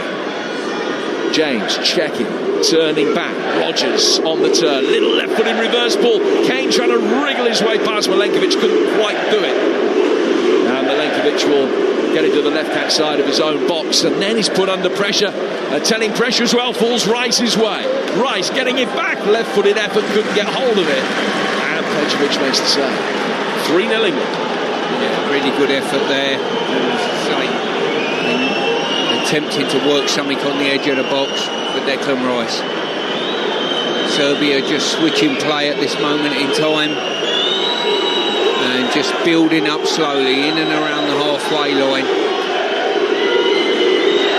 And there is a skirmish in the home section of the crowd down at the bottom of the front tier away to our left-hand side. I don't know if the play is going to stop. It does stop only temporarily. It looks as though it has been curtailed, but the riot police are going in very quickly down the way to our left at the moment. And similarly, there's something else going on over on that far side as well. The Serbians, very disaffected by this level of performance, have been calling for the head of the manager, and they're 3-0 down. No sign of it getting any better for them at the moment. Long ball forward from Pickford, but it only falls to Milenkovic. Milenkovic to Irakovic. Ball worked down the Serbian right. Vlahovic chasing after that. Gay followed him every step of the way. 3-0. Yeah, as I say, the skirmishes in the crowd there have just took the eye off the game a little bit. The game's meandered on. England are quite happy. 3-0 up at the moment. Just in comfortable possession. Just slowing the momentum of the game down. They've earned the right to do that. Pickford in the D. Takes a touch, takes a second, and then hits it right-footed out to the far touchline pass to everybody, and straight out for a throw that will be taken on the Serbian right. It's poor distribution from Jordan Pickford. They'll be disappointed by that. I think we've got a couple of substitutions going on. I think Jed Spence might be one of them. Didn't quite catch the other. Tuchel just giving some instructions. A position, an opportunity to be able to blood young internationals. I mean, really necessarily dreamed that would be the situation just past the hour mark tonight. Here they come again down the left-hand side. It's a ball in from Pavlovic. Pickford just took a couple of hasty steps back. It curved over the top of his bar and then back out. And that will allow England the opportunity to make these changes in a moment. Norway 7 up now. Thilo Asgard, the Rangers man, the former Wigan player, has scored that. Norway leading Moldova by 7 goals to 0. Haaland's got 4 of them and set up one of the others. A couple of assists for Martin Ødegaard tonight. He's also on target. Changes won't be made quite yet. Played out from Pickford. He's got really lucky. Now, I don't want to turn around and say I told you so, but he gets bored, and you could see just in the first half exactly what was going to happen, and there it was. So he had the ball and he just tried to side foot it laconically outside the penalty area to Elliot Anderson, and Samajic nipped in from the blind side of Anderson, dispossessed him, but his touch was heavy and Pickford was able to pounce on it and make the save. But had he been able to take a good touch there, he surely would have scored from close range, and that would have been 3-1 and then back in it. Now England will bring him forward again. Pickford's heart will still be beating quickly. Madueke's ball inside the penalty area is clear. Bounces just away from Morgan Rogers. Samajic back in a defensive role is able to get that away. Jovic can't get it to hold up. Elliot Anderson winning it back again. Forest man plays it down the right-hand side for Madueke. Ball curling inside the Serbian penalty area. Half cleared by Irakovic. Rice unleashes from distance. And then a really poor defensive touch from Pavlovic. Sticks the ball over his own dead ball line and out for another England corner. 3-0 they lead. Just a negative mark on Jordan Pickford. You know, I mentioned it in the first half because you could see it happening. He almost gets a little bit bored when there's not a great deal to do in games. Holds on to the ball that little bit extra second or so and takes chances that he shouldn't really get involved in. But luckily nothing come of it. So double change coming up for England. And we're going to see Marcus Rashford and Jed Spence introduced very shortly. Interesting looking around the terraces at the moment. We're looking at the far terrace. As Rice swings this corner in and it bounces past everybody inside the box. England will keep possession, but much deeper with Livramento. Down towards Gordon, back for Tino Livramento again, and he's overrun it straight out of play for a goal. Just looking across at the stand across the way from us there, and there's a lot of movement of people. Look as though they're either leaving or moving somewhere collectively. There's a lot of individuals wearing black. I wonder if it's where the ultras here, I don't know. Well, I think that there are, I know that there are political undertones to the chanting. Some of the chanting that we've heard, complaints about the president of Serbia. There have been political protests over here yesterday when we arrived from the airport. Diverted away from those protests. There's clearly a lot of unrest. England will make a double change then. Rashford coming on for Gordon and Spence for James. Spence becoming the 5th player to make his England debut under Thomas Tuchel. Yeah, as I say, I think rightly so. Earned the right to make substitutions, give players a couple of caps here, and Spence will be absolutely delighted. He's not missed a minute under Thomas Frank so far this season. A player that won 6 caps for the under-21s. He's seen experience abroad that he's picked up in France with Rennes and in Italy with Genoa. He's on for his England debut at right back. Here's Tino Livramento at left back. We've got just over 20 minutes to go here on TalkSport with England 3 goals to the good. That trivia answer very shortly when we asked you how many current players have scored 8 or more goals for England. The answer is 5. I'll tell you who they are presently. Serbia getting the ball back, working it forward with Samicic. Anderson has grown into the game as it's gone on. There to mop up near the edge of the D and flick it away. And then a reverse ball forward for Declan Rice. Sliding challenge comes in on him and puts it out of play for an England throw. Serbia themselves will make a change, and Mitrovic is going to come on to replace Vlahovic. Mitrovic bound to get a good reception. The record goal scorer of 62 goals in 101 games, 4 hat-tricks in that time, and scored 111 goals for Fulham at a rate of better than a goal every other game. And his numbers in Saudi are even better than that, 62 in 69. So Mitrovic is on. He's only getting a few minutes here and there these days for his country. He's got 20 tonight. And England lead by 3 goals to 0. The ball was boomed down to the England left by Pickford. Turned back forward through the midfield by the Serbs. Looking for Mitrovic to try and get him involved. Gahey gets it away. Anderson showing for the ball in the midfield. Rice digs his right foot underneath the ball and clips it out towards Lonnie Madueke. Madueke with a couple of clever little step-overs, taking it on towards the edge of the penalty area. Rodgers then couldn't turn and take the ball with him. It was cleared, and Pavlovic will try and bring it forward, but Spence times his challenge well. And gets a big round of applause from Thomas Tuchel as he does so. First contribution from him. Yeah, as I say, brilliant surging run by Jed Spence there, and Madueke really should have done the reverse pass and play him in. You've got to reward a player that makes that sort of distance up to help you out. And credit to Spence, his recovery run was super. So the answer to the trivia question then, how many players are still playing professionally who've scored 8 or more goals for England? The answer is 5. Kane, Sterling and Rashford, boys got at half-time. The other 2, Bukayo Saka, who's on 12, and Danny Welbeck, who's on 16. A lunging challenge comes in 10 yards outside the penalty area, and Serbia reduced to 10 men. Milenkovic with a sliding challenge. He's brought Kane down. It's outside the box. Denial of a goal scoring opportunity, and the Serbian captain is sent off, and their bad night has just got a whole load worse. Ball worked forward down the inside left channel. It just took a touch, Kane, to nudge it past his man, and having done that, as soon as the challenge was mistimed, he was the denial of an obvious goal-scoring chance. He's claiming that he wasn't, but he is off, Milenkovic. Although the VAR will have a look at the incident, Serbia seemingly will be reduced to 10 men, and England now 3 up and a man up as well. Yeah, that certainly compounds their evening. Really good move to free Kane up. He's got there before Milenkovic.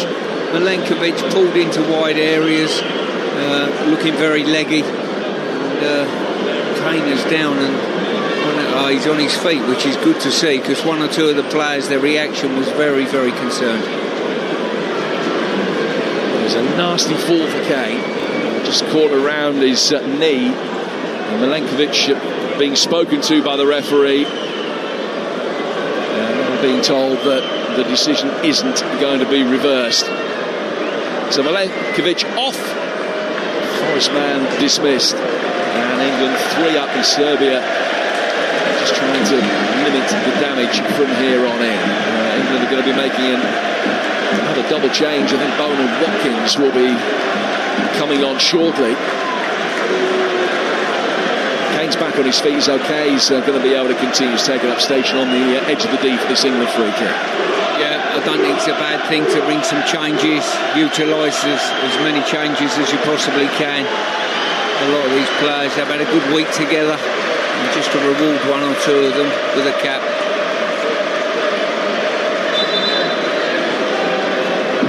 So Serbia lining up, defending this with a line of 7 across the edge of the penalty area. The England change hasn't been made as yet.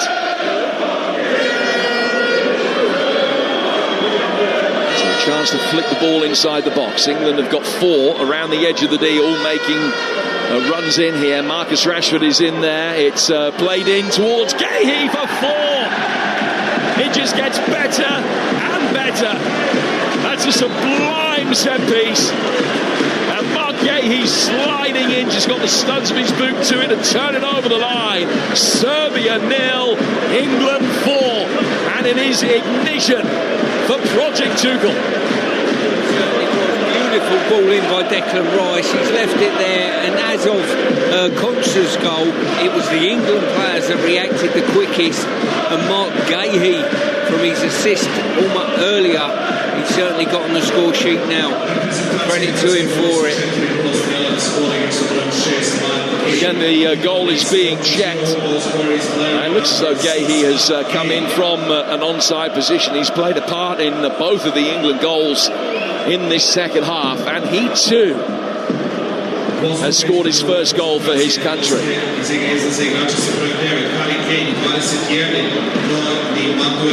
4-0 England. They've scored as many goals in a 45-minute spell tonight as they did in the games at home to Andorra and Albania combined.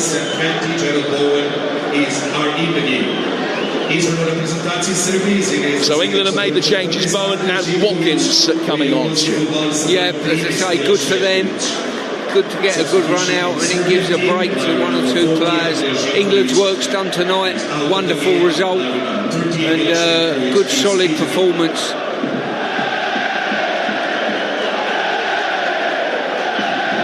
Velkovic has come on for Sivkovic as well. Serbia needed to bring another centre-half into proceedings, really. So Mark Gahey scoring goal number 4. There's a Serbian supporter trying to make his way down. He climbed over the red railings and was slowly making his way towards the England fans away to our right. He's now been apprehended, and they won't be watching any more of the game. England double changes today. Watkins and Bowen on for Kane and Madueke. As I say, both of those, Harris led the line well, broke the deadlock, and Madueke probably been the standout player. And just in front of the England fans is one of the Serbian supporters has done a one-man attack, but luckily for the England fans has not got into the England section. I think he got his hands on an England shirt, I'm being told, and ripped it in front of the England supporters. England with 13 minutes to go, 4-0 up here in Belgrade. stunning night. Here's Jed Spence. 13 minutes to go against 10 men. They'll reckon that they can get more yet. Great back heel flick from Bowen. Spence flashes across in. Now Serbia are going to be able to bring it away. Bowen has won it back from Samajic. Plays it to the left-hand side of the penalty area for Rashford. Clever little 1-2 with Bowen. The ball played back in. Couldn't find Rodgers, and Serbia again will be able to whack it away. Mitrovic holding it up, but the whistle has gone for a foul inside the Serbians' penalty area with Pavlovic, the player that has gone down. Well, did you, be honest, remotely see this coming? Well, I did say to you I thought we'd win 3-1. That's my shout on the way here. I think when we play teams that don't bank up behind the ball and offer us a little bit of space, it certainly improves our performance, and that's been the case tonight. Serbia have offered too much space in the wide areas, left us one-on-one to some of our key players, and they paid the penalty. 4 goals in 42 minutes spell. Serbia 0, England 4. And England will come forward again inside the penalty area, and a chance for 5. Petrovic tips that away. Really well struck effort. Marcus Rashford getting in onto his right foot, flashing it towards goal, and Petrovic diving to his left. Strong hand tipped it round the post. Top quality wing play there by Rashford. Cut inside, beat 2 players and unloaded a shot, and I've got to say, fantastic stop by the Cat. Pushed it away for a corner. England have got another opportunity to feed the box. So another corner prepared. England with 7-4 to attack it. It's their 5th corner of the night. As Jared Bowen has come across to take it right in front of us on the England right. He's worked it short into the feet of Rashford. Back for Bowen again. Outside the penalty area for Rice. Another delivery inside the penalty area. Diving header gets that one away. Comes back out to Anderson. Anderson to Rice again. Now to Rashford. Rashford working it back. Bowen. Anderson. Coming in off the right-hand side of the penalty area. Jared Bowen. Little reverse ball in. It's found its way through the left-hand side of the penalty area. It's clipped back. And Petrovic makes a fine save to deny Rice. And England's 5th. Serbian back line all over the place now, but I've got to say England's interchange 1 and 2 passing has been superb. Gahey keeping it alive there, and Rice drove it. Petrovic, fantastic stop by him again. It's now Norway 10, Moldova 1. Tilo Asgard has scored an 11-minute hat-trick, and Haaland has 5. 10-1 to Norway. England, they're going to make another change now before the corner is taken. It's Jordan Henderson is going to come on, and he'll replace Declan Rice with 10 minutes to go. Yeah, I think Thomas Tuchel just rewarding the players for the week they've had away. A couple of clean sheets, 6 points, not bad. Elsewhere, Portugal 2-1 up in Hungary. And Cristiano Ronaldo's 141st international goal, and the potential winner there with 9 minutes to go. Portugal leading by 2-1. France 2, Iceland 1. They trailed in that. They lead 2-1, but Chouameni has just been sent off. So France down to 10 men. 9 minutes to go. Serbia down to 10 men here, and trailing England by 4-0. Plenty of empty seats around now. In comes this latest England corner, swung to the penalty spot where the bodies went up for it. Gahey couldn't make clean contact. Serbia dig it away and look decidedly lethargic as they push out of the penalty area. Back it goes again to Bowen on the left-hand side of the area, and it is turned into the far post only for the flag to go up. And any thoughts of number 5 are very quickly eradicated. Ollie Watkins just for a moment thought he'd sniffed another England goal, but he made his run too early. Yeah, he did. Credit to Jared Bowen there. He picked the ball up out wide. No one fronted him up, so he thought, you know what, I'm going to drive in the box and shoot. He's just pulled his shot slightly, but Watkins towed it in, but the flag was up. Well, Serbia have been really poor tonight. But it is worth pointing out that it is a team that have only been beaten once on home soil in 12 games. They hadn't conceded in 5 home matches coming into tonight, and that included a 0-0 draw with Spain. This will be their first home defeat for just a few days short of 2 years since Hungary won here. they hadn't conceded a goal when the deadlock was broken by Harry Kane tonight for just a little less than 6 hours. So whilst they haven't been good, part of that is that England haven't allowed them to be, for all Stuart's misgivings about the way that they have approached this under Dragan Stojkovic tonight. But that's not taking anything away from England. They've won, or will be winning this game, very handsomely indeed, against a side who've been in decent form at home. 4-0 to England. The group, as it stands right now, with Albania still leading Latvia 1-0. England 15 points from 5, Albania 8 from 5, and Serbia 7 from 4. With Latvia and Andorra not going to be troubling anybody. Mitrovic heads the ball on, and it's knocked away by Harry Kane on the edge of his own penalty area. He has dropped deeper and deeper at times tonight. Ball goes out to the left. Work forward again through the England midfield. Down he comes towards Concert. Concert to Spence. Spence towards the edge of the penalty area. And Morgan Rogers have made a run for him. Back for Jordan Henderson. And then Henderson to Gahey. Out to the England left, where they've got a man over again. Ball worked into the feet of Ollie Watkins, who will pick it up and turn it away, finding Rogers. Rogers very cleverly on the half-turn spins and finds Bowen, whose left-footed shot took a couple of deflections. It doesn't quite sit up for him for second bite of the cherry. And Serbia will get it away towards the relative sanctuary of halfway, where Gahey will find Konsa, and he will turn and build forward again, 4-0. Yeah, as I say, this result just builds a bit of confidence. You know, in one or two quarters, the performance against Andorra wasn't good enough. And to be fair, the England team, I think this will do the confidence very good. You know, the togetherness, it will bond them a touch more and give them something to build on next month. And they haven't taken their foot off the gas. They've just been given a free kick and they've taken it really quickly. They're pushing forward again on the left-hand side of the penalty area, waiting. Watkins trying to find a little bit of space. Comes back to the edge of the box, where a right-footed shot from distance from Anderson hit somebody. Might even have been Bowen. And it's clear. Back out for Anderson again. Anderson looking for Bowen on the edge of the D. It's knocked away by Samanjic away from him. Down to Jed Spence. Very special night for him. Spence back behind, square to his left. Henderson playing a similar ball out towards Gahey. And they're trying to get Livramento in, but Samanjic is back to cover, and he will clip it away left-footed towards halfway. 4-0 to England. 5 minutes to go. Don't forget, check out the TalkSport Daily podcast from 6 a.m. tomorrow on your way to work.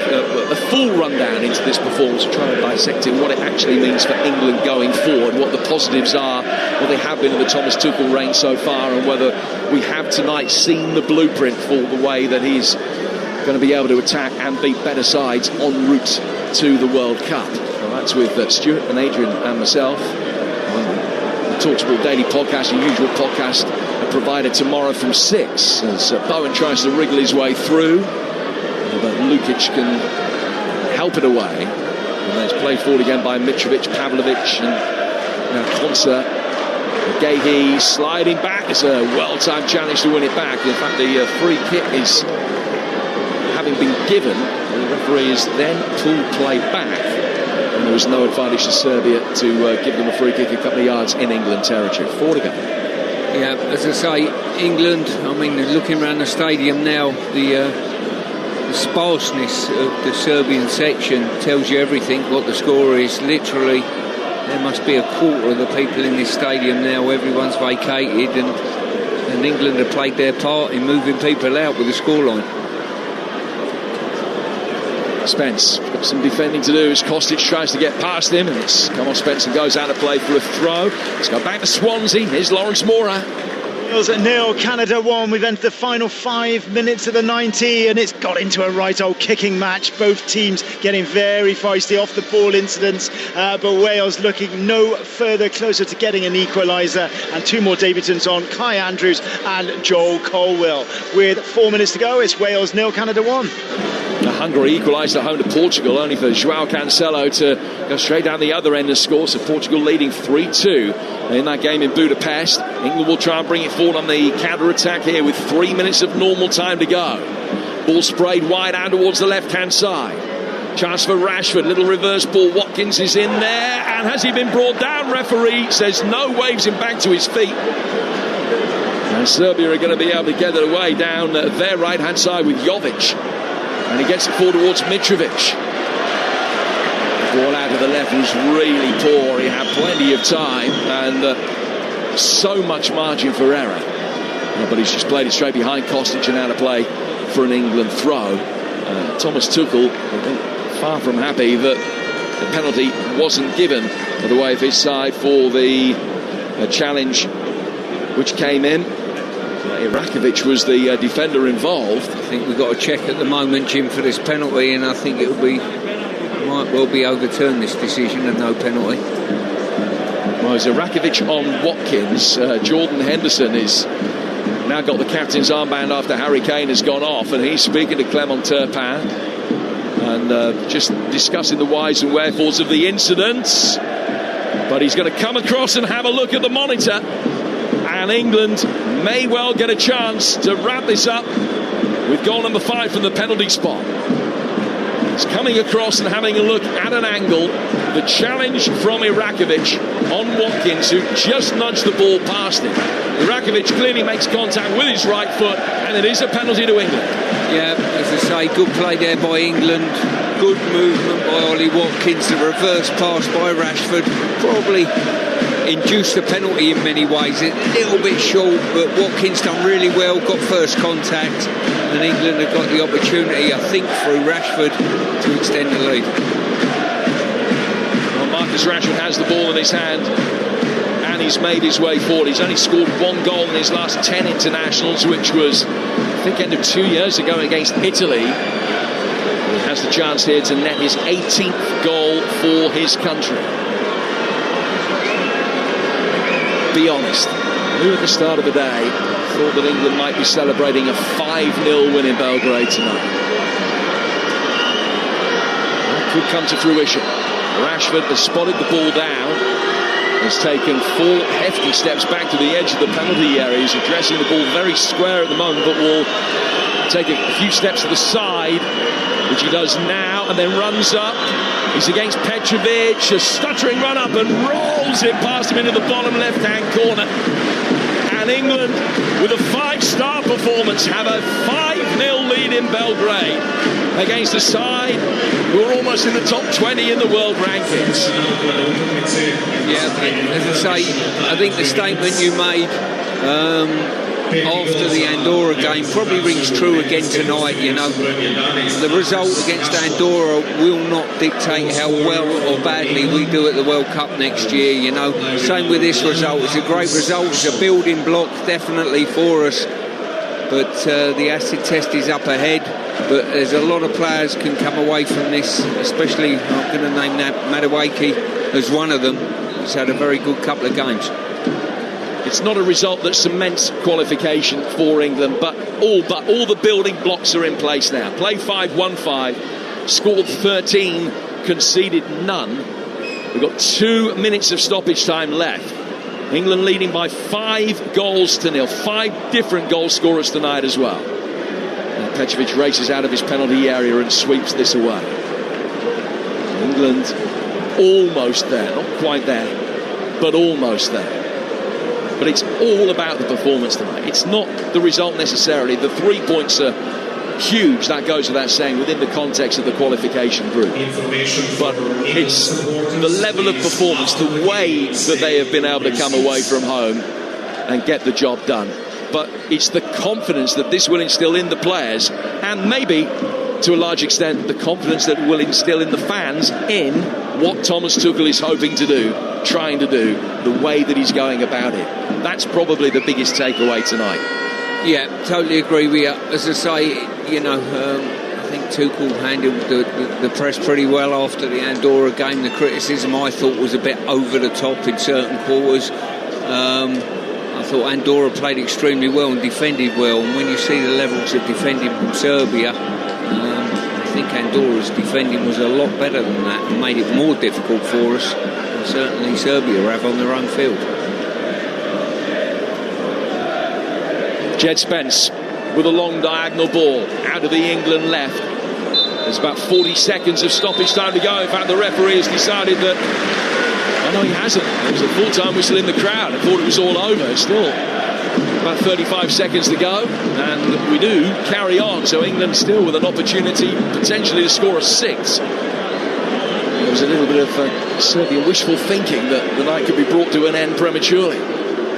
Pickford getting it forward for Konsa. Down towards Spence again. Spence controls it, lays it back inside his own half for Konsa to Gahey. Really in the last knockings now as the ball is worked out to the England left. Jordan Henderson drives it down towards Jed Spence. Is his going to be the last touch of the night in an England shirt? Not quite. It's played forward towards Bowen, and it is he that gets that honour. A stunning performance and a quite magnificent victory for Thomas Tuchel's England.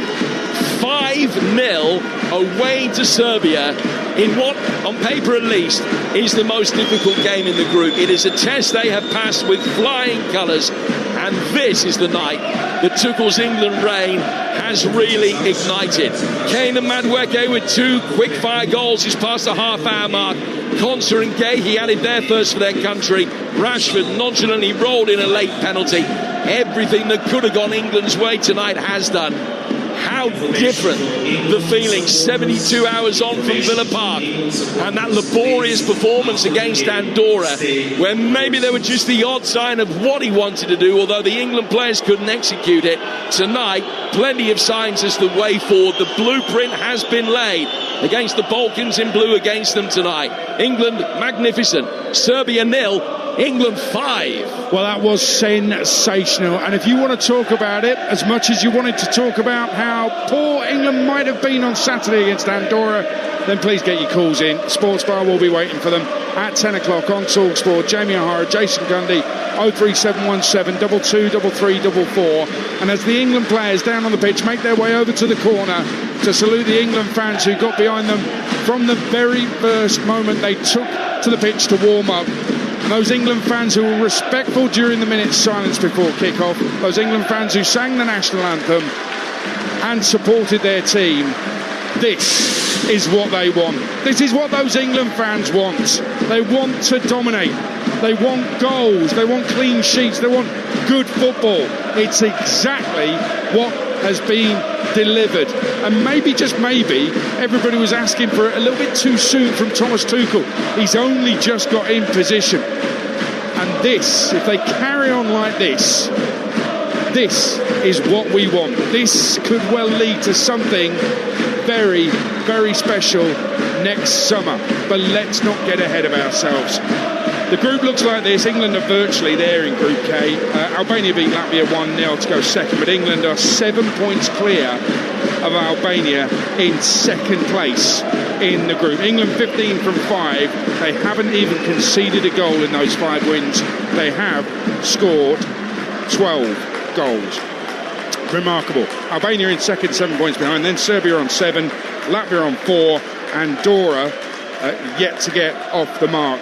I make it that if England's win in Riga against Latvia next month, then that's it. They have qualified for the World Cup, and they've still got games to spare after that. We'll reflect on this brilliant England performance with Stuart Pearce in just a moment. Let's get full time though from Swansea in the Wales friendly. Lawrence Moore. Yeah, it finished Wales 0, Canada 1. Craig Bellamy's first international friendly ends in defeat. It's the first time in 7 games that Wales have failed to score, and the game was settled by a stunning first half free kick by Glasgow Rangers new centre-back signing Derek Cornelius. 25 yards out, up and over the wall and into the top corner. Wales played 5 teenagers tonight. There were debuts for Cardiff City's Ronan Capaccio and Joel Colwill, Coventry's Kai Andrews, and a first start for Leeds' Charlie Crew. There were chances denied for Brooks, Crew and Dan James, but Canada, they're a very decent and very physical side. The match certainly wasn't played as a friendly, both teams firing into each other. Host of bookings on another night, we definitely could have had a couple of reds. Wales in particular losing their heads somewhat towards the end of the game. I'm sure Craig Bellamy will feel he's had a really good workout for his team tonight. Next up, England at Wembley before a huge qualifier against Belgium at the Cardiff City Stadium. That's going to be October.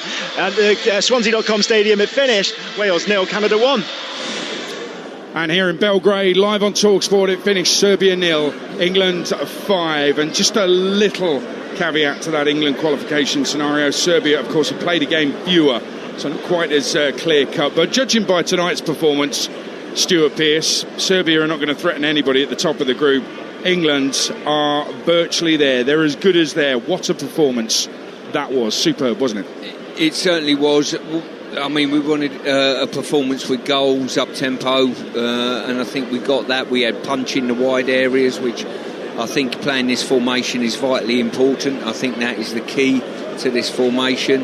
And the players will come away from both games and think to themselves, yeah, listen, we've had a good international break and let's come back, and they'll be looking forward to coming back next month. The reality with England is, and you know better than anybody, the scrutiny is phenomenal. It's bigger than anything else. England is bigger than anything else. Whatever anybody says when they say club before country and all that, whatever England do is monitored so closely. And so therefore the scrutiny is there and the criticism is there. And sometimes that criticism is understandable. When England play badly, people will say, I think England have played badly. When they play brilliantly like tonight, guess what they're going to say? They play brilliantly. I want more of that. You can't always replicate that.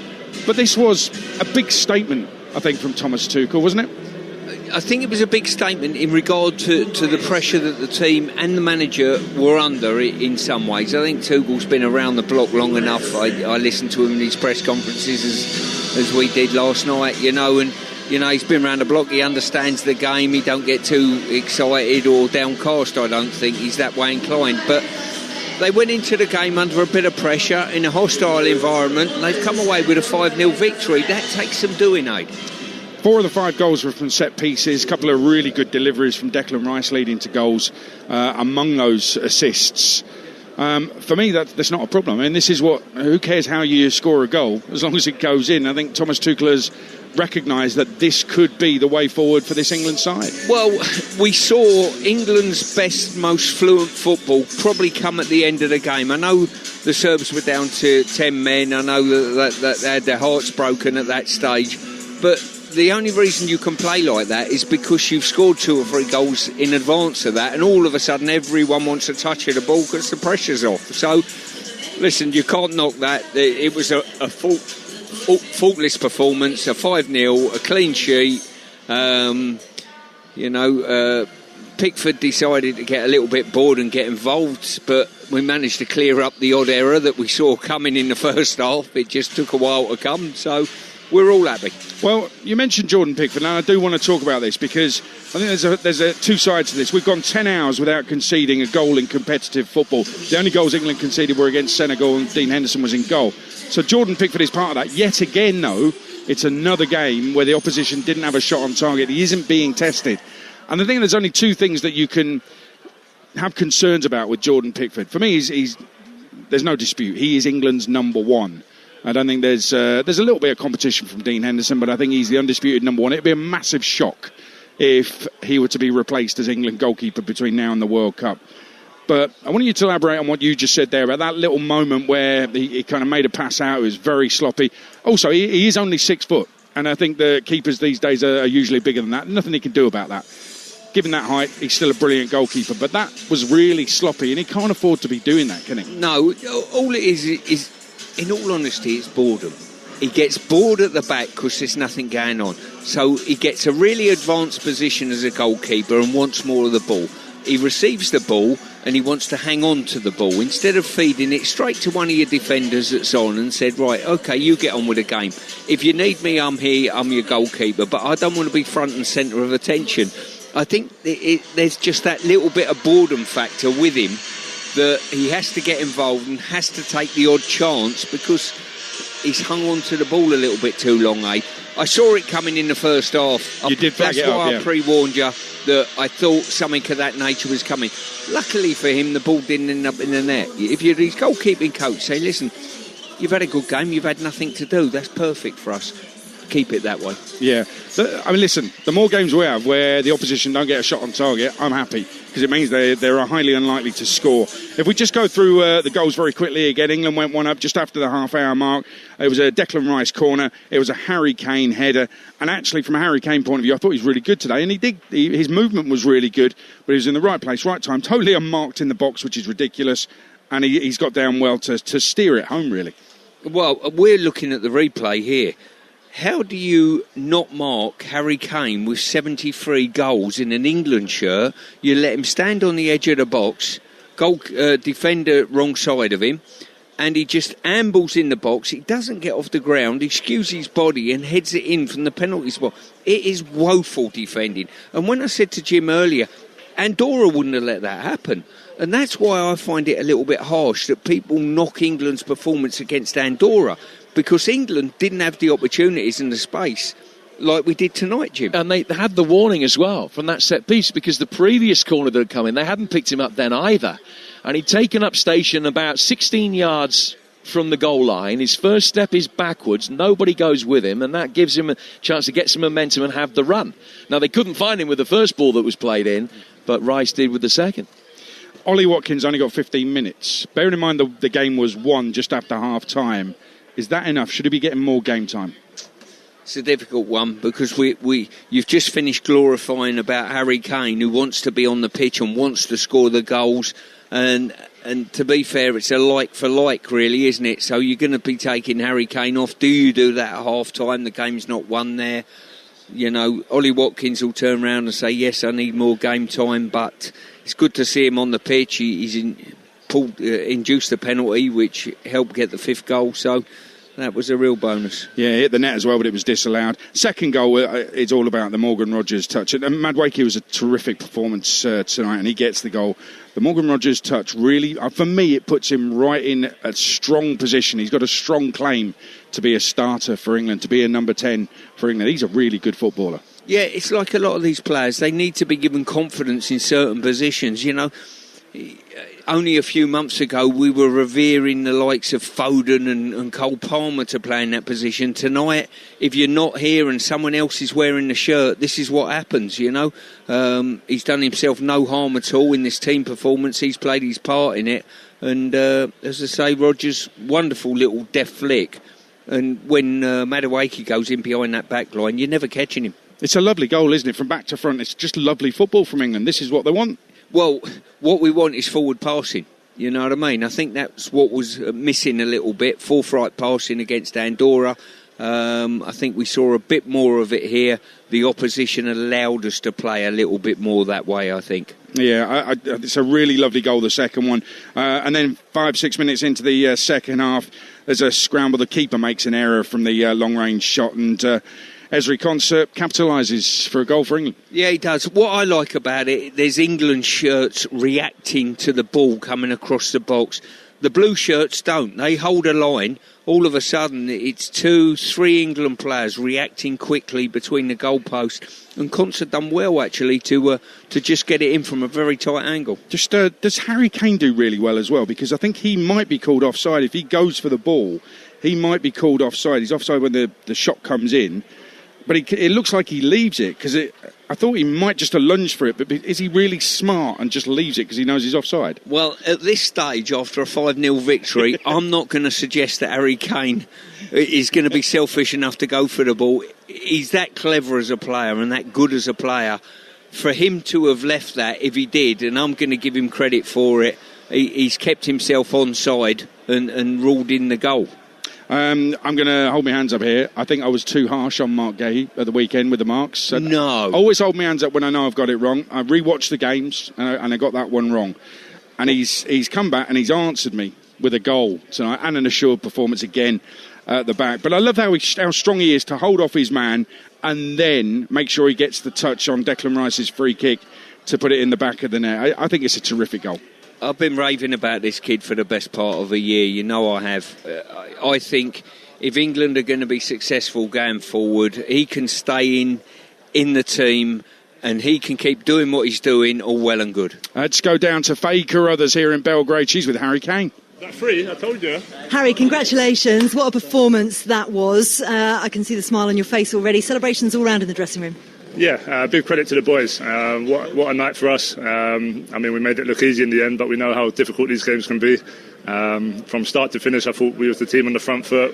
With the ball, without the ball, we made it difficult for them, and then we took our moments. And credit to all the boys. It's been a fantastic week. I said yesterday, I've been really happy with the atmosphere, the energy in training, and I think we showed that today. You used the word aggressive in terms of identity yesterday. Did it feel like that right from the first whistle? I think so. I think the way we pressed, we really put them under pressure, and that's what we wanted. We wanted to take the game to them. We know physically we're in a really good place. When we had 1v1s in the match with our wingers, with our number 10s like Morgan, they can cause a lot of problems, and that's exactly what happened. So there's going to be games where we'll play different opponents and different styles, but ultimately that's how we want to play. We want to play on the front foot. We have the players to do it, we have the physical attributes to do it, and hopefully today was just the start of many more performances like that. It's been a long time since it's just been your name pretty much on the score sheet. Now it feels as if the team are all chipping in with goals. How important is that? 100%. I've said, throughout my whole England career, especially when you get to like major tournaments, you need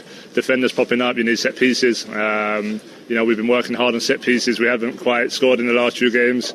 And Paul, the set piece coach, I know has been waiting for that one. I think we scored a few there today. So, in these type of games, you need different ways to score. And I thought all aspects of it was fantastic. So, credit to everyone. Jim Proudfoot on commentary said, "This is lift-off. We have ignition in Thomas Tuchel's camp now." Did you feel that in this match? Do you feel as if this is the springboard now? I'm not sure. I think I said yesterday, we know what we're doing from the inside. We know how hard we're working, how we're training, the energy in training, and even the games we've played so far, we've been very comfortable. And that's not always the case. I know people maybe expect 5 goals every game against different opponents, but for sure. Tonight, people knew it was going to be a tough game. I think we showed the level we can go. But ultimately, I think ever since Thomas has come in, we've been building. We're not going to get carried away. We'll enjoy this win as we should. But this is hopefully just a benchmark for many more performances like this. Just finally, how much of a statement is it? We talked about the noise around the camp. We know that we're going to have that all the way up until you head out to North America. How much of a statement is it and a message?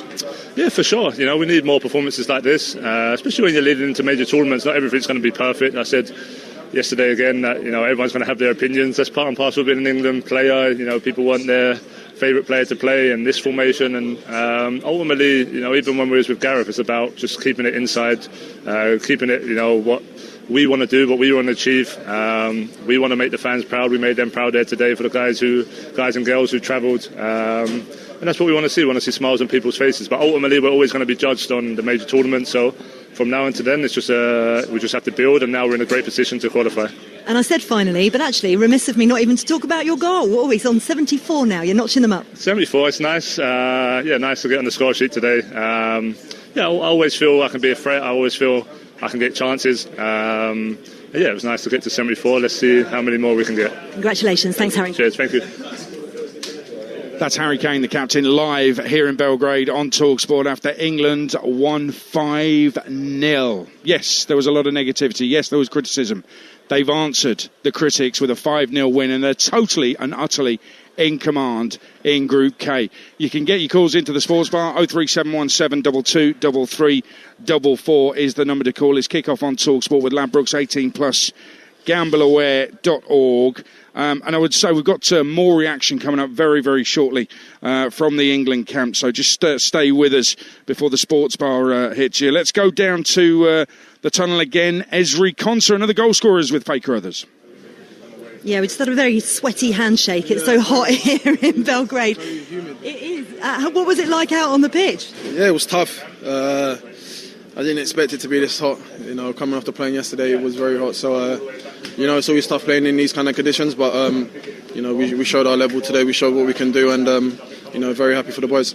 Very happy for yourself as well. Look, I know it's a team performance, but come on, your first England goal. I can see the smile on your face. Of course. It's a moment I've dreamt of since I was a kid, so for it to actually happen, and my family watching back home, it's definitely a proud moment for me, and a night that I'll never forget. That was a proper striker's goal as well. You're in the right place. Definitely. Learning from the best, Harry Kane, always seeing them lot finish in training, so, as soon as it dropped to me, I thought, let me just shoot, and thank God it went in. It did, and it was a brilliant finish as well, but the all-round performance was excellent. So many plaudits. Toughest game in the group. It felt like a real statement performance. Yeah, like I said, look, I think we showed our level today. Everybody knows how many good players we have, the players that we have, and leading up to the game today, I thought we've had a great week in camp. And it just showed today. Look, winning against Andorra also, never an easy game. There's never an easy game, especially coming away from home to a place like this. We always knew it was going to be difficult, but look, we focused on ourselves all week and we got the win today. It feels like there's a real togetherness in the side as well. For you personally, obviously the goal is to get out to North America and be on the plane for the World Cup. How confident do you feel about that with the performances you're consistently putting in now for England? Yeah, I think for me, like you said, it's all about consistency. I know I need to keep performing at club level, in order to be on that plane. So for me, look, I've shown my level, I've shown what I can do, and now it's time to go back to club and go again. Well done tonight, Ezri. Thank you very much. Thank you. I won't shake your hand again. No. Sweaty. Sorry. See you later. Take care. She wouldn't mind at all. But Ezri concert, I love that. It's something you dream of as a kid. And I said it before on Saturday that these players love playing for England, and they absolutely do. And that kind of proves the point, really. Thomas Tuchel, Stuart Pearce, just very quickly. And finally, from us here in Belgrade, how's he feeling right now? We'll hear from him on the Sports Bar, but how's he feeling right now? Well, listen, it's a good evening for him, no doubt about that. For his team and our team to come here and win 5-0, some result, that is quite an incredible result. This is a tough place to come. And we went from the first moment, we dictated the pace of the game, we dominated the football, and we got the goals that probably our play deserved. You and I and Jim Proudfoot will be sticking around recording our podcast, the TalkSport Daily, which will be available from 6 a.m. tomorrow morning. You're also on the breakfast show tomorrow at Stuart Pearce. Busy, man. It's been a great trip, hasn't it? It's been super. It really has. We love following England, and it's a passion and a pride. And we'll be doing it next month away to Latvia. And I've just worked out the maths. It could be that by the time England kick off in Latvia, they will know that a win will secure qualification for the World Cup next summer. But here tonight, England superb against the Serbs on the brink of qualification with games to spare. Tuchel's team don't concede. Tuchel's team scores goals. Tuchel's team wins games. If this is Tuchel ball, I'm here for it. So is TalkSport. The Sports Bar is next. 03717 223344. A 5-goal statement win. And as Harry Kane told TalkSport a moment ago here in Belgrade, what a night for England.